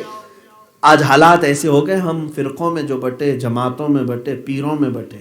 بعض لوگوں کو یہ باتیں بری لگتی ہیں، میرے عزیزو کڑوی ہوں گی، لیکن ایک بات یاد رکھنا، بخار کی دوا کڑوی ہوتی ہے، نگل لو تو بخار چلا بھی جاتا ہے. ہاں مجھے کوسنا ہے تو بعد میں کوس لینا، لیکن میں وقت کے تقاضوں کے اعتبار سے آپ سے گفتگو کر رہا ہوں. آج کیا ہمارے حالات ایسے نہیں کہ تمہارے پیر کے خلاف بولو تو سب آسمان سر پہ اٹھا لیتے ہیں، جہاں میرے نبی کی شان میں گندی گالیاں دی جا رہے ہیں تم خاموش بیٹھے ہو؟ یہ کون سا ہمارا دین ہے، کون سا ایمان ہے؟ آج حالات ایسے ہو گئے کہ تم اپنے باپ اور ماں کے خلاف سننا نہیں چاہتے اور اپنے رسول کے بارے میں سب سن کر کے گوارا کر لو گے. معاذ اللہ رب العالمین. جس وقت ایسے حالات آ جائیں، امام مالک رضی اللہ تعالیٰ عنہ نے فرمایا امت کو زمین پر رہنے کا حق ہی نہیں ہے. امام مالک فرماتے ہیں امت کو زمین پر رہنے کا حق نہیں، اس لیے کہ اللہ نے تمہیں زمین پر بسایا ہے اپنے رسول کے صدقے میں. اور قرآن یہاں تک کہہ رہا ہے وَمَا كَانَ اللَّهُ لِيُعَذِّبَهُمْ وَأَنْتَ فِيهِمْ. اللہ پچھلی قوموں کی طرح عذاب ان پر نازل نہیں کرتا، اس لیے کہ ان کے درمیان میرا محبوب آرام کر رہا ہے. ہمیں عذاب سے اللہ نے محفوظ رکھا اور تم اتنا بھی خیال نہیں کرتے اپنے رسول کا. اس رسول پاک صلی اللہ تعالی علیہ وسلم کی عظمتوں کے لیے. اسی انس بن نذیر کی بات میں کمپلیٹ کروں، جو رازدار رسول بھی تھے. میرے عزیزو وہ رازوں کی حفاظت میں اپنے ساری چیزیں قربان کرنے کو تیار. جنگ احد ہے، جنگ احد. انس بن نذیر جوان صحابی تھے. اے جوانوں سنو، جوانی کہاں دینے کے لیے. انس بن نذیر جوان ہیں، احد میں اس طرح سے لڑ رہے تھے. احد کی جنگ کا اگر پس منظر آپ کو معلوم ہے، نقشہ معلوم ہے تو سمجھ میں آ جائے گا. یہ احد کی جنگ شروع میں مسلمانوں نے اس پر غلبہ حاصل کر لیا کافروں پر. بعد میں تھوڑی سی بات ایسی ہو گئی کہ کافر غالب آ گئے اور 70 صحابہ کی جانیں گئی، اور وہ جنگ شکست میں تبدیل ہو گئی، صحابہ کی شکست میں بدل گئی. اسی جنگ میں میرے آقا صلی اللہ علیہ وسلم کے دندان مبارک شہید ہوئے. وہی جنگ ہے جس میں حضرت امیر حمزہ کا سینہ چاک کر کے کلیجہ نکالا گیا. یہی وہ جنگ ہے، جنگ احد.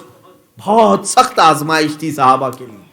جانتے ہیں یہ وقت ایسا آ گیا صحابہ پر کہ کفار پیچھے سے بھی حملہ آور ہیں، سامنے سے بھی حملہ آور ہیں، اور رسول پاک صلی اللہ تعالی علیہ وسلم کی جانثار صحابہ. انس بن نذیر یہ چیل کی طرح جھپٹتے تھے، حضور دیکھ رہے تھے. شام ہو گئی تو غائب ہو گئے، کہیں دکھ ہی نہیں رہے.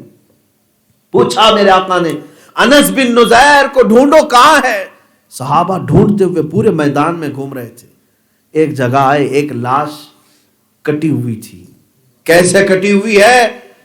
چہرہ بھی مسخ کر دیا گیا، چہرے کو پورا ایسے چپیٹ دیا گیا کہ نہ ناک نظر آئے نہ آنکھ نظر آئے، کچھ بھی نہیں. اور پورا جسم یہاں تک کہ پیٹ پھاڑ کر آنتڑیاں باہر ہیں، ہاتھوں اور پیروں کا مسئلہ کیا گیا ہے، انگلیاں کاٹ کر کے الگ پھینکی گئی ہیں، کوئی جسم پورا دکھ نہیں رہا۔ اس طرح صحابہ کے ساتھ حالات ہوئے۔ رسول کریم صلی اللہ تعالی علیہ وسلم کا گزر وہاں سے ہوا، پوچھا انس بن نزیر کہاں ہے؟ کچھ لاشیں تو پہچان میں نہیں آ رہی تھی۔ حضرت انس بن نزیر کی بہن تھی، مدینے سے آئی، وہ آتے ہوئے میدان میں آئیں، ایک کٹی ہوئی انگلی پڑی تھی، اٹھایا، انگلی کا پور دیکھ کر کے کہا یہ میرے بھائی انس کی انگلی ہے، میں بچپن سے اس کو جانتی ہوں۔ جب نکاح گیا تو وہ پورا لاشا ٹکڑوں میں تھا، سب سمیٹا گیا۔ یہ وہی انس بن نزیر ہیں جنہوں نے اپنی بیوی کو بھی گردن سے پکڑ لیا تھا۔ اللہ کے نبی صلی اللہ تعالی علیہ وسلم کی آنکھوں سے آنسو آئے، اور قرآن کی آیت میرے آقا نے پڑھی، رجال صدقوا ما عاہدوا اللہ علیہ۔ قرآن کی آیت میں میرے آقا نے پڑھا، قرآن اللہ کہہ رہا ہے کہ کچھ ایسے لوگ ہیں جنہوں نے اللہ سے کیا ہوا وعدہ پورا کر دیا۔ میرے آقا فرماتے ہیں جن لوگوں کا ذکر اللہ قرآن میں کہہ رہا ہے وہ یہی انس بن نزیر ہے، یہ اللہ سے کیے ہوئے وعدے کو پورا کرنے آئے ہیں دنیا میں، انہوں نے اپنی جان فدا کر دی۔ اے نوجوانوں، تمہارے پاس اللہ نے طاقت دی ہے، قوت دی ہے، کیا تم رات بھر گیم کھیلنے کے لیے پیدا کیے گئے؟ کیا تم انٹرنیٹ پر چیٹنگ کے لیے پیدا کیے گئے ہو؟ تمہارے رات کا ہر لمحہ سوال کیا جائے گا، اور آج کے حالات میں اگر تم بیدار نہیں ہوئے تو پھر کل قیامت کے دن تمہیں رسول پاک کے سامنے کھڑا ہونا ہے، کوئی چھٹکارا نہیں، نہ قبر میں چھٹکارا ہے نہ حشر میں چھٹکارا ہے۔ تم قبر میں بھی جاؤ گے، کون انکار کرے گا اس سے کہ میرا لاشا قبر میں نہیں جائے گا؟ کون انکار کرنے والا ہے؟ تم کروڑ پتی نہیں، ارب پتی نہیں، پتہ نہیں کتنے پتی ہو، قبر میں تو جاؤ گے، اور فرشتے آ کر تیسرے سوال میں یہی پوچھیں گے رسول کے بارے میں کیا کہتا تھا، حضور کو دکھا کر کے پوچھیں گے ان کے بارے میں تو کیا کہتا تھا۔ اور بزرگوں نے فرمایا قبر میں لیٹے ہوں گے تم بے بس مجبور، تمہارے عزیز تمہیں باندھ کر کے لے جا کر رکھ چکے ہوں گے، نہ تمہارے ہاتھ ہلنے کے قابل ہے، نہ پیر ہلنے کے قابل ہے، نہ تمہارے پاس رشوت دینے کے لیے ایک پھوٹی کوڑی ہوگی، اور وہ ملائکہ جو اللہ کے ہیں سخت ترین سوال کر رہے ہوں گے۔ اور تیسرا سوال کیا ہے قبر میں؟ 3 سوال سب کو معلوم ہے، فرشتے پوچھیں گے تمہارا رب کون ہے، تمہارا دین کیا ہے، تیسرے نمبر پر حضور پاک کو دکھا کر کہیں گے ان کے بارے میں کیا کہتا تھا، ما کنت تقول فی حق ھذا الرجل، اس شخص کے بارے میں تو دنیا میں کیا کہتا تھا۔ اس کا مطلب ہے رسول قبروں میں حاضر ہوں گے، میرے آقا ہوں گے، لیکن بزرگوں نے فرمایا جب تم حضور کو دیکھ کر کے کہنا چاہو گے کہ یہ ھذا محمد الرسول اللہ، یہ محمد اللہ کے رسول ہیں، بعض بزرگوں نے لکھا ہے کہ میرے آقا اپنا چہرہ پھیر لیں گے اور فرمائیں گے خبردار میری طرف نگاہ مت کرنا، اس لیے کہ دنیا میں تجھے کسی اور کا چہرہ پسند تھا، تو دنیا میں جس سے محبت کرتا تھا اس کی طرف دیکھ، میری طرف نہ دیکھ۔ مجھے بتاؤ اے نوجوانوں، اگر رسول قبر میں اپنا چہرہ پھیر لیں تو تم کس کی طرف چہرہ کرو گے، کس کو مدد کے لیے پکارو گے؟ اسی لیے امام اہل سنت نے فرمایا تجھ سے جو منہ چھپائیں تو کریں کس کے سامنے، یا رسول اللہ تجھ سے جو منہ چھپائیں تو کریں کس کے سامنے، کیا اور کسی سے توقع نظر کی ہے؟ آج لے ان کی پناہ، آج مدد مانگ ان سے، پھر نہ مانیں گے قیامت میں اگر مان گیا۔ حضور کی بارگاہ میں یہ کہہ دو آج ہی، یا رسول اللہ بد ہیں تو آپ کے، بھلے ہیں تو آپ کے، ٹکڑوں پہ یہیں کے پلے ہیں، رخ کدھر کریں؟ آج آپ حضور کی طرف واپس آ جاؤ، یہی ایک بیسک وجہ ہے جس کو ہم چھوڑے ہوئے ہیں۔ ان کے جو ہم غلام تھے، خلق کے پیشوا رہے، ان سے پھرے جہاں پھرا، پھر آئی کمی وقار میں، اقبال نے ہمیں یہ سمجھایا۔ تمہیں معلوم ہے ہماری تاریخ کیا ہے؟ ہماری تاریخ جب تک ہم رسول سے وفا کرتے تھے، ہماری تاریخ تو یہ ہے، دی اذانیں کبھی افریقہ کے تپتے ہوئے صحراؤں میں تو کبھی یورپ کے کلیساؤں میں، اور دشت تو دشت ہے، دریا بھی نہ چھوڑے ہم نے، بحر ظلمات میں دوڑا دیے گھوڑے ہم نے۔ اقبال نے ہماری تاریخ یوں بیان کی ہے، ارے تیغ تو تیغ ہے، توپ سے لڑ جاتے تھے، جب ہم اڑ جاتے تو پاؤں شیروں کے میدان سے اکھڑ جاتے تھے۔ یہ ہماری تاریخ تھی، اور رسول پاک سے وفا کرنے والے نوجوانوں کی تاریخ پڑھو، آج نوجوانوں کو اتنا ٹائم ہی کہاں ہے، اتنا ٹائم کہاں ہے؟ فلمی ایکٹرز کے بایو ڈاٹا سب معلوم ہوں گے، کون کہاں رہتا ہے۔ ذرا اپنے جوانوں سے پوچھو خالد بن ولید کسے کہتے ہیں، پوچھو اپنے معاشرے میں صلاح الدین ایوبی کس کا نام ہے، نور الدین زنگی کون ہے؟ ارے ان کو پڑھنے کے لیے وقت چاہیے، اور دنیا چاہتی بھی ہے کہ تم ان کو نہ پڑھو۔ محمد بن قاسم کو نہ پڑھو، طارق بن زیاد کو نہ پڑھو، موسیٰ بن نصیر کو نہ پڑھو، صلاح الدین ایوبی کو نہ پڑھو۔ یہ دنیا چاہتی بھی ہے، یہ سب تم سے چھین لیا جائے گا، اس لیے کہ دنیا کو معلوم ہے اگر ان جوانوں کو آج کا جوان پڑھ لیا تو پھر پوری دنیا کی نیند حرام کر دے گا، پوری دنیا کی نیند حرام ہو جائے گی۔ کیونکہ ہم اپنی تاریخ سے منہ موڑ کر بیٹھے ہوئے ہیں، ہم تو پتہ نہیں پہاڑی چوہوں کی تاریخ پڑھ رہے ہیں۔ آج اسکول میں بچوں کو ہم یہی پڑھا رہے ہیں، بزدلوں کی تاریخ ہم آج پڑھا رہے ہیں اپنے بچوں کو۔ ہم صلاح الدین ایوبی کو کہاں پڑھا رہے ہیں؟ وہ جوان تھا صلاح الدین ایوبی، 3000 کی فوج ہے، اور لوگوں نے آ کر کے کہا صلیبی آئے ہیں، کہا مقابلے کے لیے 1 لاکھ کی فوج لے کر آئے، 3000 کہاں 1 لاکھ کا مقابلہ ہوتا ہے؟ صلاح الدین ایوبی باہر آئے اور اپنے نوجوانوں سے کہا اے نوجوانوں، تم اپنی تعداد گن رہے ہو یا اللہ کی مدد گن رہے ہو؟ اپنے سپاہیوں کی تعداد گن رہے ہو یا اللہ کی مدد اور اس کی رحمت کو گن رہے ہو؟ تو نوجوانوں نے کہا تعداد تو گنی جا سکتی ہے، اس کی رحمت کہاں گنی جائے گی؟ کہا تو پھر چلو میدان میں، اگر تمہارا یقین ہے اللہ کی رحمت گنی نہیں جا سکتی تو پھر 1 لاکھ کیا 10 لاکھ کیا، ہمارا کیا بگاڑے گی؟ اس لیے کہ ہمارے رسول نے ہمیں یہ تعلیم دی ہے، لا تحزن ان اللہ معنا، نہ گھبرا اللہ ہمارے ساتھ ہے، گھبرا مت اللہ ہمارے ساتھ ہے۔ تاریخ میں ریچرڈ نام سے ایک مورخ ہے، اس نے یہ لکھا ہے، ہماری تاریخ ہماری لکھی ہوئی کتاب نہیں بتا رہا ہوں، انگریز لکھا ہے۔ میں نے تاریخ میں پہلا وہ بطل جلیل نوجوان دیکھا جو 3000 کی فوج لے کر آیا، 1 لاکھ کی فوج کو تتر بتر کر کے ٹکڑوں میں بدل دیا، اور صلاح الدین ایوبی کے سر پر فتح کا صحرا آج تک سجا ہے۔ بیت المقدس کو آزاد کرانے والا جوان صلاح الدین ایوبی۔ میرے عزیز و تاریخ نہیں پڑھتے ہمارے نوجوان، ہمارے نوجوانوں کو فلمی ایکٹروں سے فرصت کہاں ملی ہے، اور یہ اپنا آئیڈیل پتہ نہیں کس کو بنا کر کے رکھے ہیں۔ تمہاری چال چلن، تمہارے لباس سب کس کے طریقے پر ہیں؟ ٹی وی میں جو دیکھ رہے ہو، سیریل میں جو دیکھ رہے ہو، آپ سوچتے ہو میں بھی اسی طرح سے بن جاؤں، میرے ہیئر کٹ، میرے لباس، میرے کپڑے، میرے ساری چیزیں فلاں ہیرو کی طرح ہو جائے۔ تمہارا ہیرو یہ فلموں میں دکھایا جانے والا نہیں، مسلمانوں کا بڑا ہیرو، ہمارا اپنا آئیڈیل خالد بن ولید ہو، طارق بن زیاد ہو، محمد بن قاسم ہو۔ محمد بن قاسم آپ کے اوپر تو فرض ہے، ہندوستانیوں پر محمد بن قاسم کو پڑھنا میں اپنی جانب سے سمجھتا ہوں اخلاقی فرض ہے تمہارا۔ کون ہے جانتے ہیں آپ؟ میں جوانوں کا ہی تذکرہ کر رہا ہوں میرے عزیزوں، میں اس پر بات کرتا رہوں گا، وقت پوری رات چلی جائے گی، لیکن میں دیکھ رہا ہوں کہ جتنے جوان ہیں وہ سب سہمے ہوئے بیٹھے ہوئے ہیں، وقت کا احساس آپ کو نہیں ہوگا، اس لیے کہ اللہ کے ولی کے دربار میں محمد بن قاسم ایک 19 سال کا جوان ہے، عرب میں بیٹھا ہوا ہے، چاچا اس کا خلیفہ ہے، گورنر ہے۔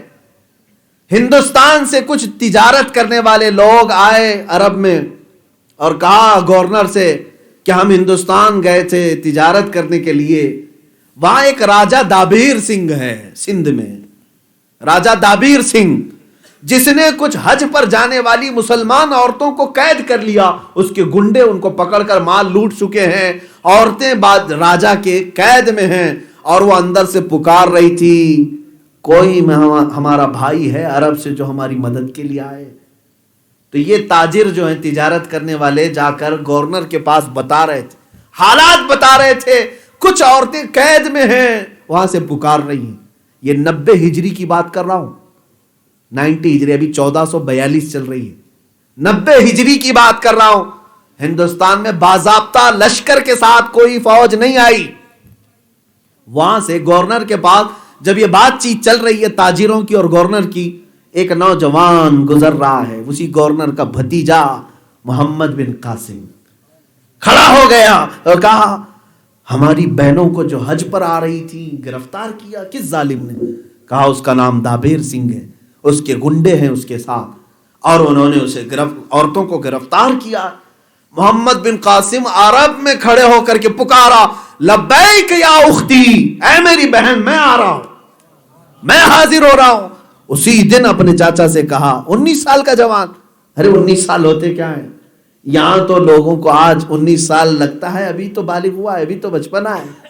19 سال کی جوانی میں اپنے چچا سے کہا, مجھے فوراً ایک فوج کے ساتھ روانہ کرو. 10,000 کا لشکر لے کر یہ بیابان وادیوں میں آ گیا. ہندوستان اس وقت تک وہ سفر بھی نہیں کیا, نہ راستے جانتا تھا نہ طریقے جانتا تھا. 19 سال کا جوان صرف عظمت اسلام پر حملہ سمجھتا تھا, اس لیے آ گیا. آیا اور دابیر سنگھ سے کہا کہ ہماری ان بچیوں کو, عورتوں کو آزاد کرو یا پھر ہمارے ساتھ مقابلے کے لیے تیار ہو. گھمنڈ میں اتراتا ہوا راجا کہا, تم جیسے بہتوں سے میں نے مقابلہ کیا ہے, تم جو کر سکتے ہو کر لو. محمد بن قاسم نے صرف 3 دن فوج کشی ایسی کی کہ راجا دابیر سنگھ بھی گرفتار ہو کر کے قیدی بن کر آ گیا. پوری فوج ختم ہو گئی, اور آیا تھا عورتوں کو آزاد کرانے کے لیے 19 سال کا محمد بن قاسم, لیکن سندھ اور ہند میں پرچم اسلام لہرا کر چلا گیا. 2 سال رہا, صرف 2 سال. 21 سال کی عمر میں وفات ہو گئی, 21 سال کی عمر میں وفات ہو گئی.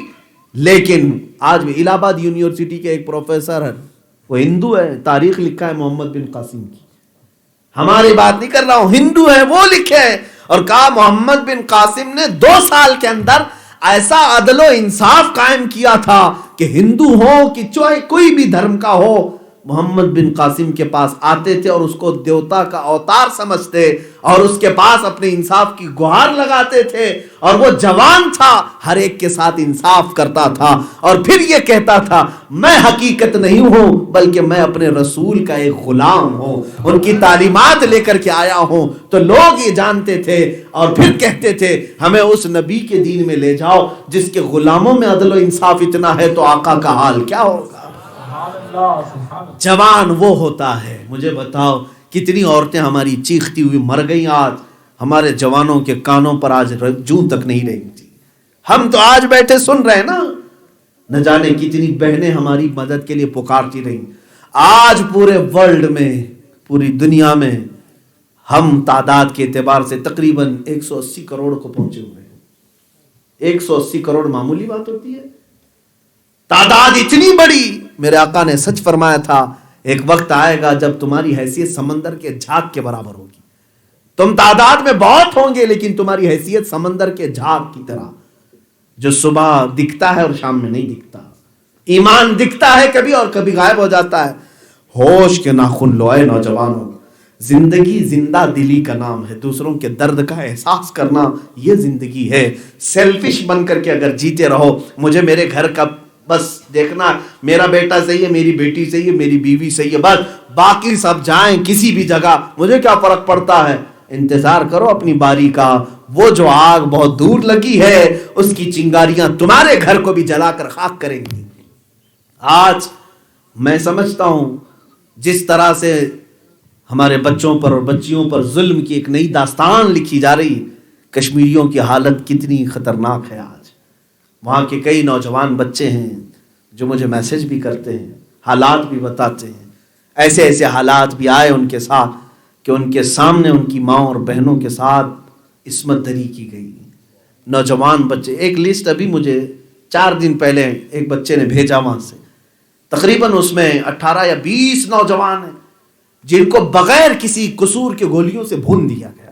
سڑکوں پر پکڑ کر ایسے ایسے بھونا ہے کہ سر پر بندوق چلی ہے تو بھیجا نکل کر باہر آیا. نوجوانوں کی تصویروں کے ساتھ مجھے بھیجا گیا. درد کرتا ہے دل. ہم کیا کریں, آج حالات ایسے. اس لیے میرے عزیزوں, میں جگانے کے لیے آیا ہوں. میری جتنی ذمہ داری ہے کہ مجھے اگر منبر ملا ہے تو میں یہ سمجھتا ہوں یہ صرف کمانے کے لیے نہیں ملا, رسول پاک کے غلاموں کو جگانے کے لیے. میں اپنی زندگی سمجھتا ہوں جتنا ہو سکے تمہارے دلوں میں اپنی بات اتار کر جاؤں. میرے بچے نوجوان جو چند دنوں کے بعد میری باتوں کو یاد کریں گے, ایک دن آئے گا وہ عظمت رسالت کو سمجھ کر کے کھڑے ہوں گے، پھر دیکھنا کہ پرچم اسلام لہراتا کیسے ہے اور اللہ کی مدد آتی کیسے ہے، اللہ کی مدد کیسے آتی ہے۔ اسی لیے اقبال نے ہمیں یہ درس میں کہا تھا، قوت عشق سے ہر پست کو بالا کر دے، یعنی کوئی اور طاقت نہیں ہے تیرے پاس، مال جمع کرنے میں لگے ہوئے نہیں، بہت مال آ جائے تب ہم کچھ کام کریں گے، ارے بہت زیادہ بڑی طاقت آ جائے، اقتدار آئے، ہم کچھ کر لیں گے۔ لیکن اقبال جیسا عاشق تو کہتا ہے نہیں، اگر تو پستی کو، ڈوبے ہوئے کو اٹھانا چاہتا ہے تو کس طاقت سے؟ قوت عشق سے ہر پست کو بالا کر دے۔ دہر میں اگر کوئی چیز اجالے کی ہے تو اقبال کہتا ہے دہر میں نام محمد سے اجالا کر دے، دہر میں نام محمد سے اجالا کر دے۔ ابھی آپ نے ناظم سے بھی یہ سنا تھا، اقبال نے ہمیں یہ بھی میسج دیا ہے، جہاں تم رہ رہے ہو یہ تمہارا کمفرٹ زون، یہ تمہاری منزل نہیں تیرا نشیمن قصر سلطانی کے گنبد پر، تو شاہین ہے بسیرا کر پہاڑوں کی چٹانوں میں۔ تم تو خیر امت ہو نا، ساری امتوں میں تم افضل ہو، تمہیں اللہ تعالیٰ نے وسط امت کہا، خیر امت کہا، مسلمین تمہارا نام رکھا، ہوا سماکم المسلمین۔ کتنے اعزازات اللہ نے تمہیں دیے ہیں، کتنے انعامات دیے ہیں۔ ارے بنی اسرائیل کو جنت کے کھانے ملے ہوں گے، لیکن تمہیں تو مالک جنت دیا گیا ہے، جس کے دست میں اللہ نے جنت کی کنجیاں دی، وہ رسول تمہیں دیا گیا ہے۔ تمہارے لیے تو اللہ نے اتنے اعزازات انعامات دیے، تم احساس تو کرو، تم احساس کرو ہم کس نبی کی امت ہیں، ہماری ڈیوٹی کیا ہے آج، ہماری یہ ذمہ داری آج کیا ہے۔ میں بات کر رہا تھا صحابہ، ایک صحابیہ آئیں، مجھے بتاؤ فجر کی نماز کے لیے بستر نہیں چھوڑ سکتے، وہ عاشق رسول کیسے ہیں؟ وہ کیسے عاشق رسول ہیں؟ نعرہ لگانے کو آپ سمجھتے ہیں عاشق رسول؟ ارے نعرہ لگانا یہ عاشق رسول ہوتا تو صحابہ نہ بدر میں جاتے نہ احد میں جاتے، مسجد نبوی میں بیٹھ کے نعرے لگاتے۔ وہ تو ننگے پاؤں گئے ہیں، ان کے جو جسموں کے ٹکڑے ہو گئے، وہ صرف دعوے دار نہیں تھے، عملی میدان میں آئے تھے۔ میں عرض کر رہا ہوں، مدینے کی ایک خاتون آئی جب میرے آقا جہاد میں جا رہے ہیں، اور اعلان کیا میرے آقا نے کہ مدینے پر کفار کا حملہ ہو گیا، اور میرے اصحاب حضور کی عزت پر حملہ کرنے کے لیے کافر آئے۔ حضور نے فرمایا مدینے کا ہر گھر باہر آ جائے، ہر نوجوان آ جائے۔ سب آ گئے، ایک خاتون آئی 1.5 سال کا بچہ لے کر، کہا یا رسول اللہ میرے گھر میں اس کے علاوہ کوئی نہیں، میرے شوہر وفات پا گئے، پچھلی جنگ میں وہ شہید ہو گئے، 1.5 سال کا بچہ ہے، دودھ پیتا ہے، اس کو قبول کر لیں۔ آپ نے اعلان کیا جس کے گھر میں جو ہے بھیج دیا جائے۔ میرا دل گوارا نہیں کیا کہ 1.5 سالہ بچے کو میں گھر میں پالوں، میں نے اس کو آپ کے لیے بنایا ہے، میرے آقا اس کو قبول کر لیں۔ حضور نے فرمایا اس کا کیا کیا جائے؟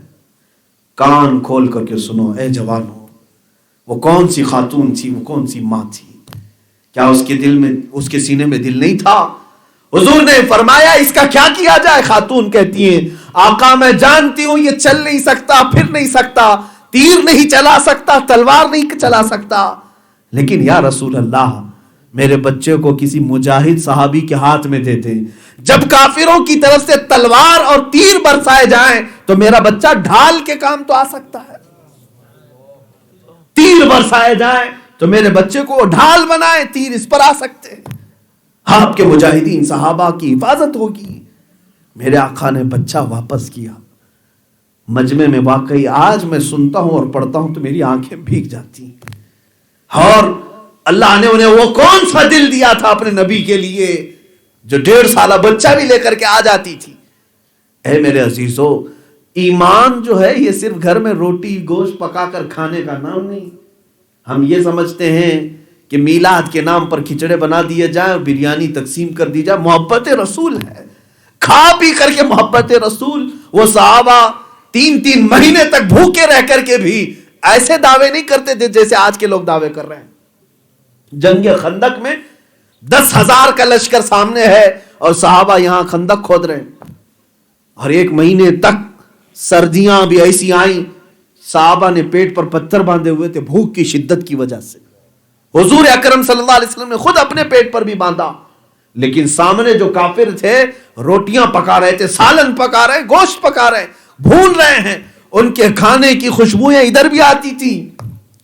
اور یہاں حال یہ ہے صحابہ کا، ایک کھجور پر 10 لوگ اکتفا کر لیتے تھے، ایک کھجور پر 10 لوگ، ایک کھجور 10 صحابہ قناعت کرتے.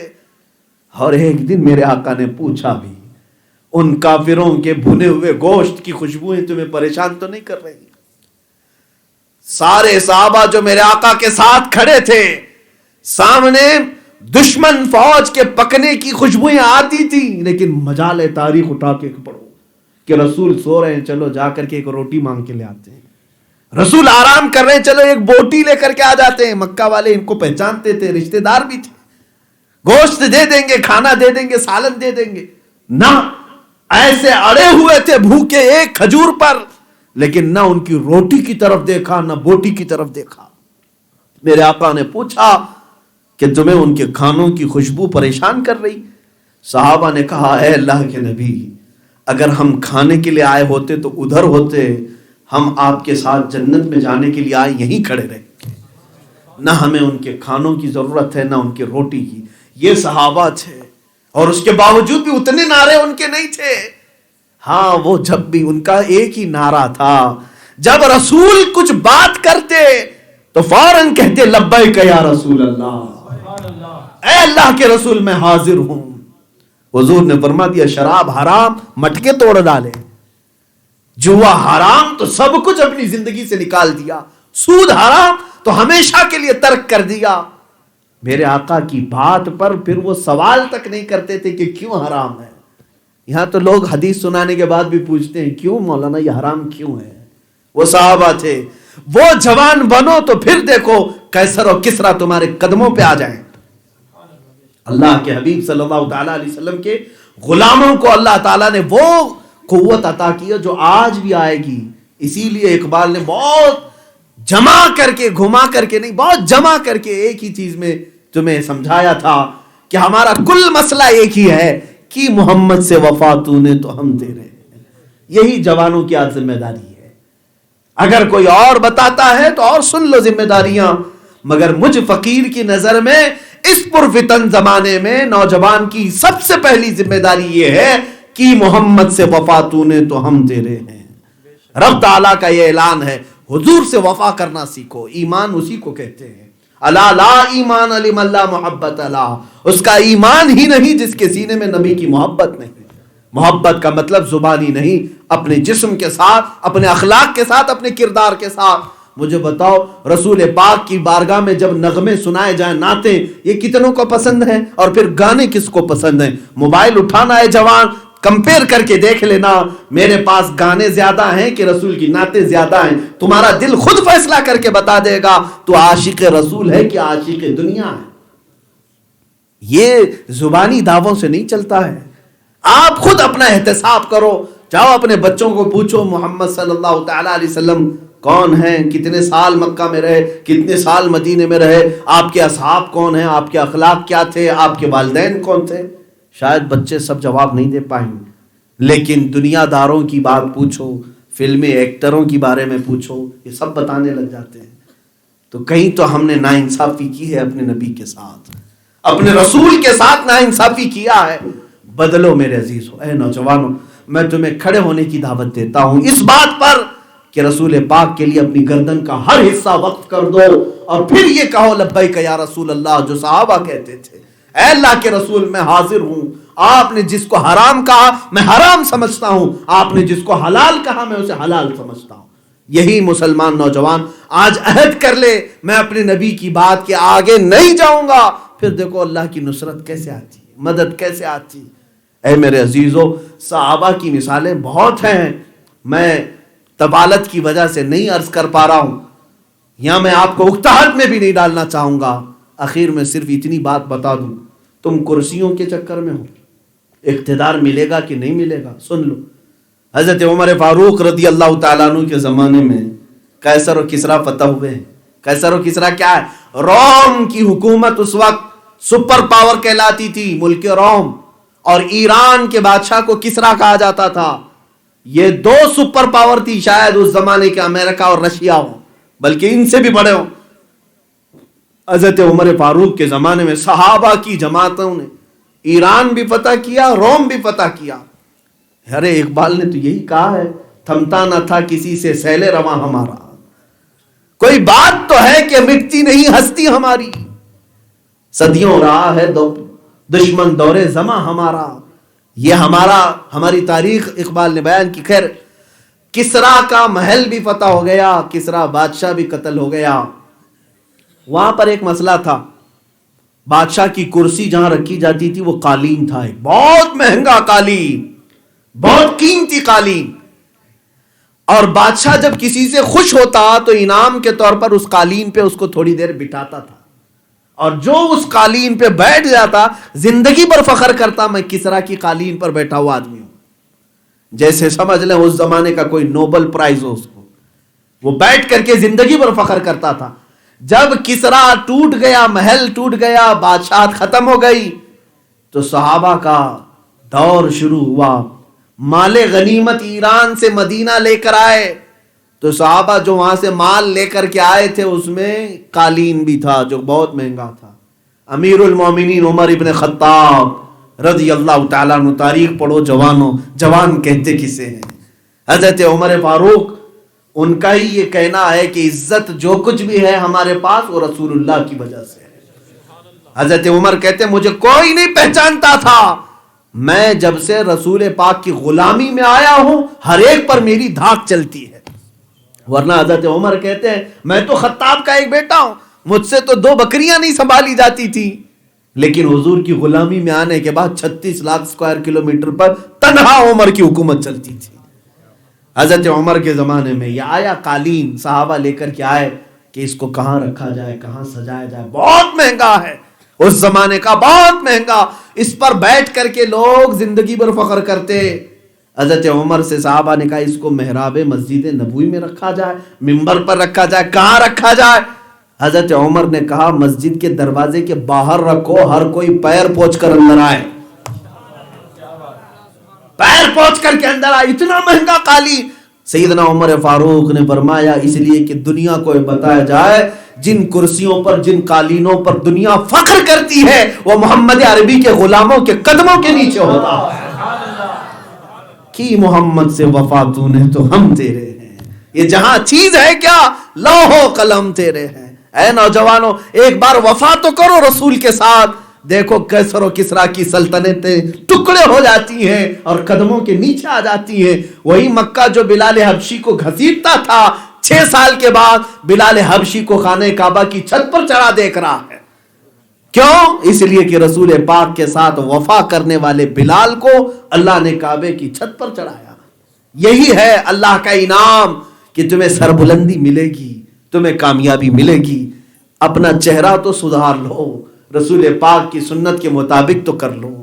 آج سے میں کہوں گا، میری آخری نصیحت ہے نوجوانوں سے، اے نوجوانوں توبہ کر لو. میرے کان اللہ نے دیے ہیں تو میرے رسول کے نغمے سننے کے لیے، اللہ اپنے کلام کو سننے کے لیے. میں دنیاوی عشق و محبت کے نغمات سن کر کے اپنے آپ کو برباد نہیں کروں گا. جو فحش فلمی گانے سنتا تھا قیامت کے دن سیسا پگھلا کر گرم کھولتا ہوا اس کے کان میں ڈالا جائے گا، جس کا درد وہ برداشت نہیں کر سکے گا. اے نوجوانوں عہد کر لو، میں آج بارگاہوں میں بیٹھا ہوں، آستانوں پہ بیٹھا ہوں، میں یہاں سے ان تمام چیزوں کو ترک کروں گا جو مجھے میرے نبی کی محبت سے دور کرتا ہے. میں ہر اس محبت کو ٹھکرا دوں گا جو مجھے میرے نبی کی محبت میں آڑے آتا ہے، خلل پیدا کرتا ہے، چاہے وہ لڑکی کی محبت ہو، چاہے وہ کسی اور کی محبت ہو. اگر میرے نبی کے درمیان میں آئے میں اسے ٹھکرا دوں گا. فرسٹ پرائیوریٹی کس کی ہوگی؟ رسول اللہ کی. اسی لیے اقبال نے کہا آبرو ماں ز نام مصطفیٰ اس، ہم سب کی آبرو نام مصطفیٰ سے ہے. ہر چے دری دنیا بعد مصطفیٰ، جو کچھ دنیا میں ہے وہ مصطفیٰ کے بعد ہے. یہی تو امام اہل سنت فاضل بریلوی نے ہمیں یہ درس دیا ہے. اے جوانوں، اے مسلمانوں، تم اپنے جسم کو بھی دیکھ لو اور پھر آج یہ وعدہ کرو اپنے نبی کو حاضر و ناظر سمجھتے ہوئے، یا رسول اللہ دہن میں زبان تمہارے لیے، بدن میں ہے جان تمہارے لیے، ہم آئے یہاں تمہارے لیے، اٹھے بھی وہاں تمہارے لیے. جب تمہاری زندگی یہ بن جائے گی انشاءاللہ تم دنیا سے عزت کے ساتھ جاؤ گے. انہیں جانا، انہیں مانا، نہ رکھا غیر سے کام، للہ الحمد میں دنیا سے مسلمان گیا. وآخر دعوانا الحمدللہ رب العالمین.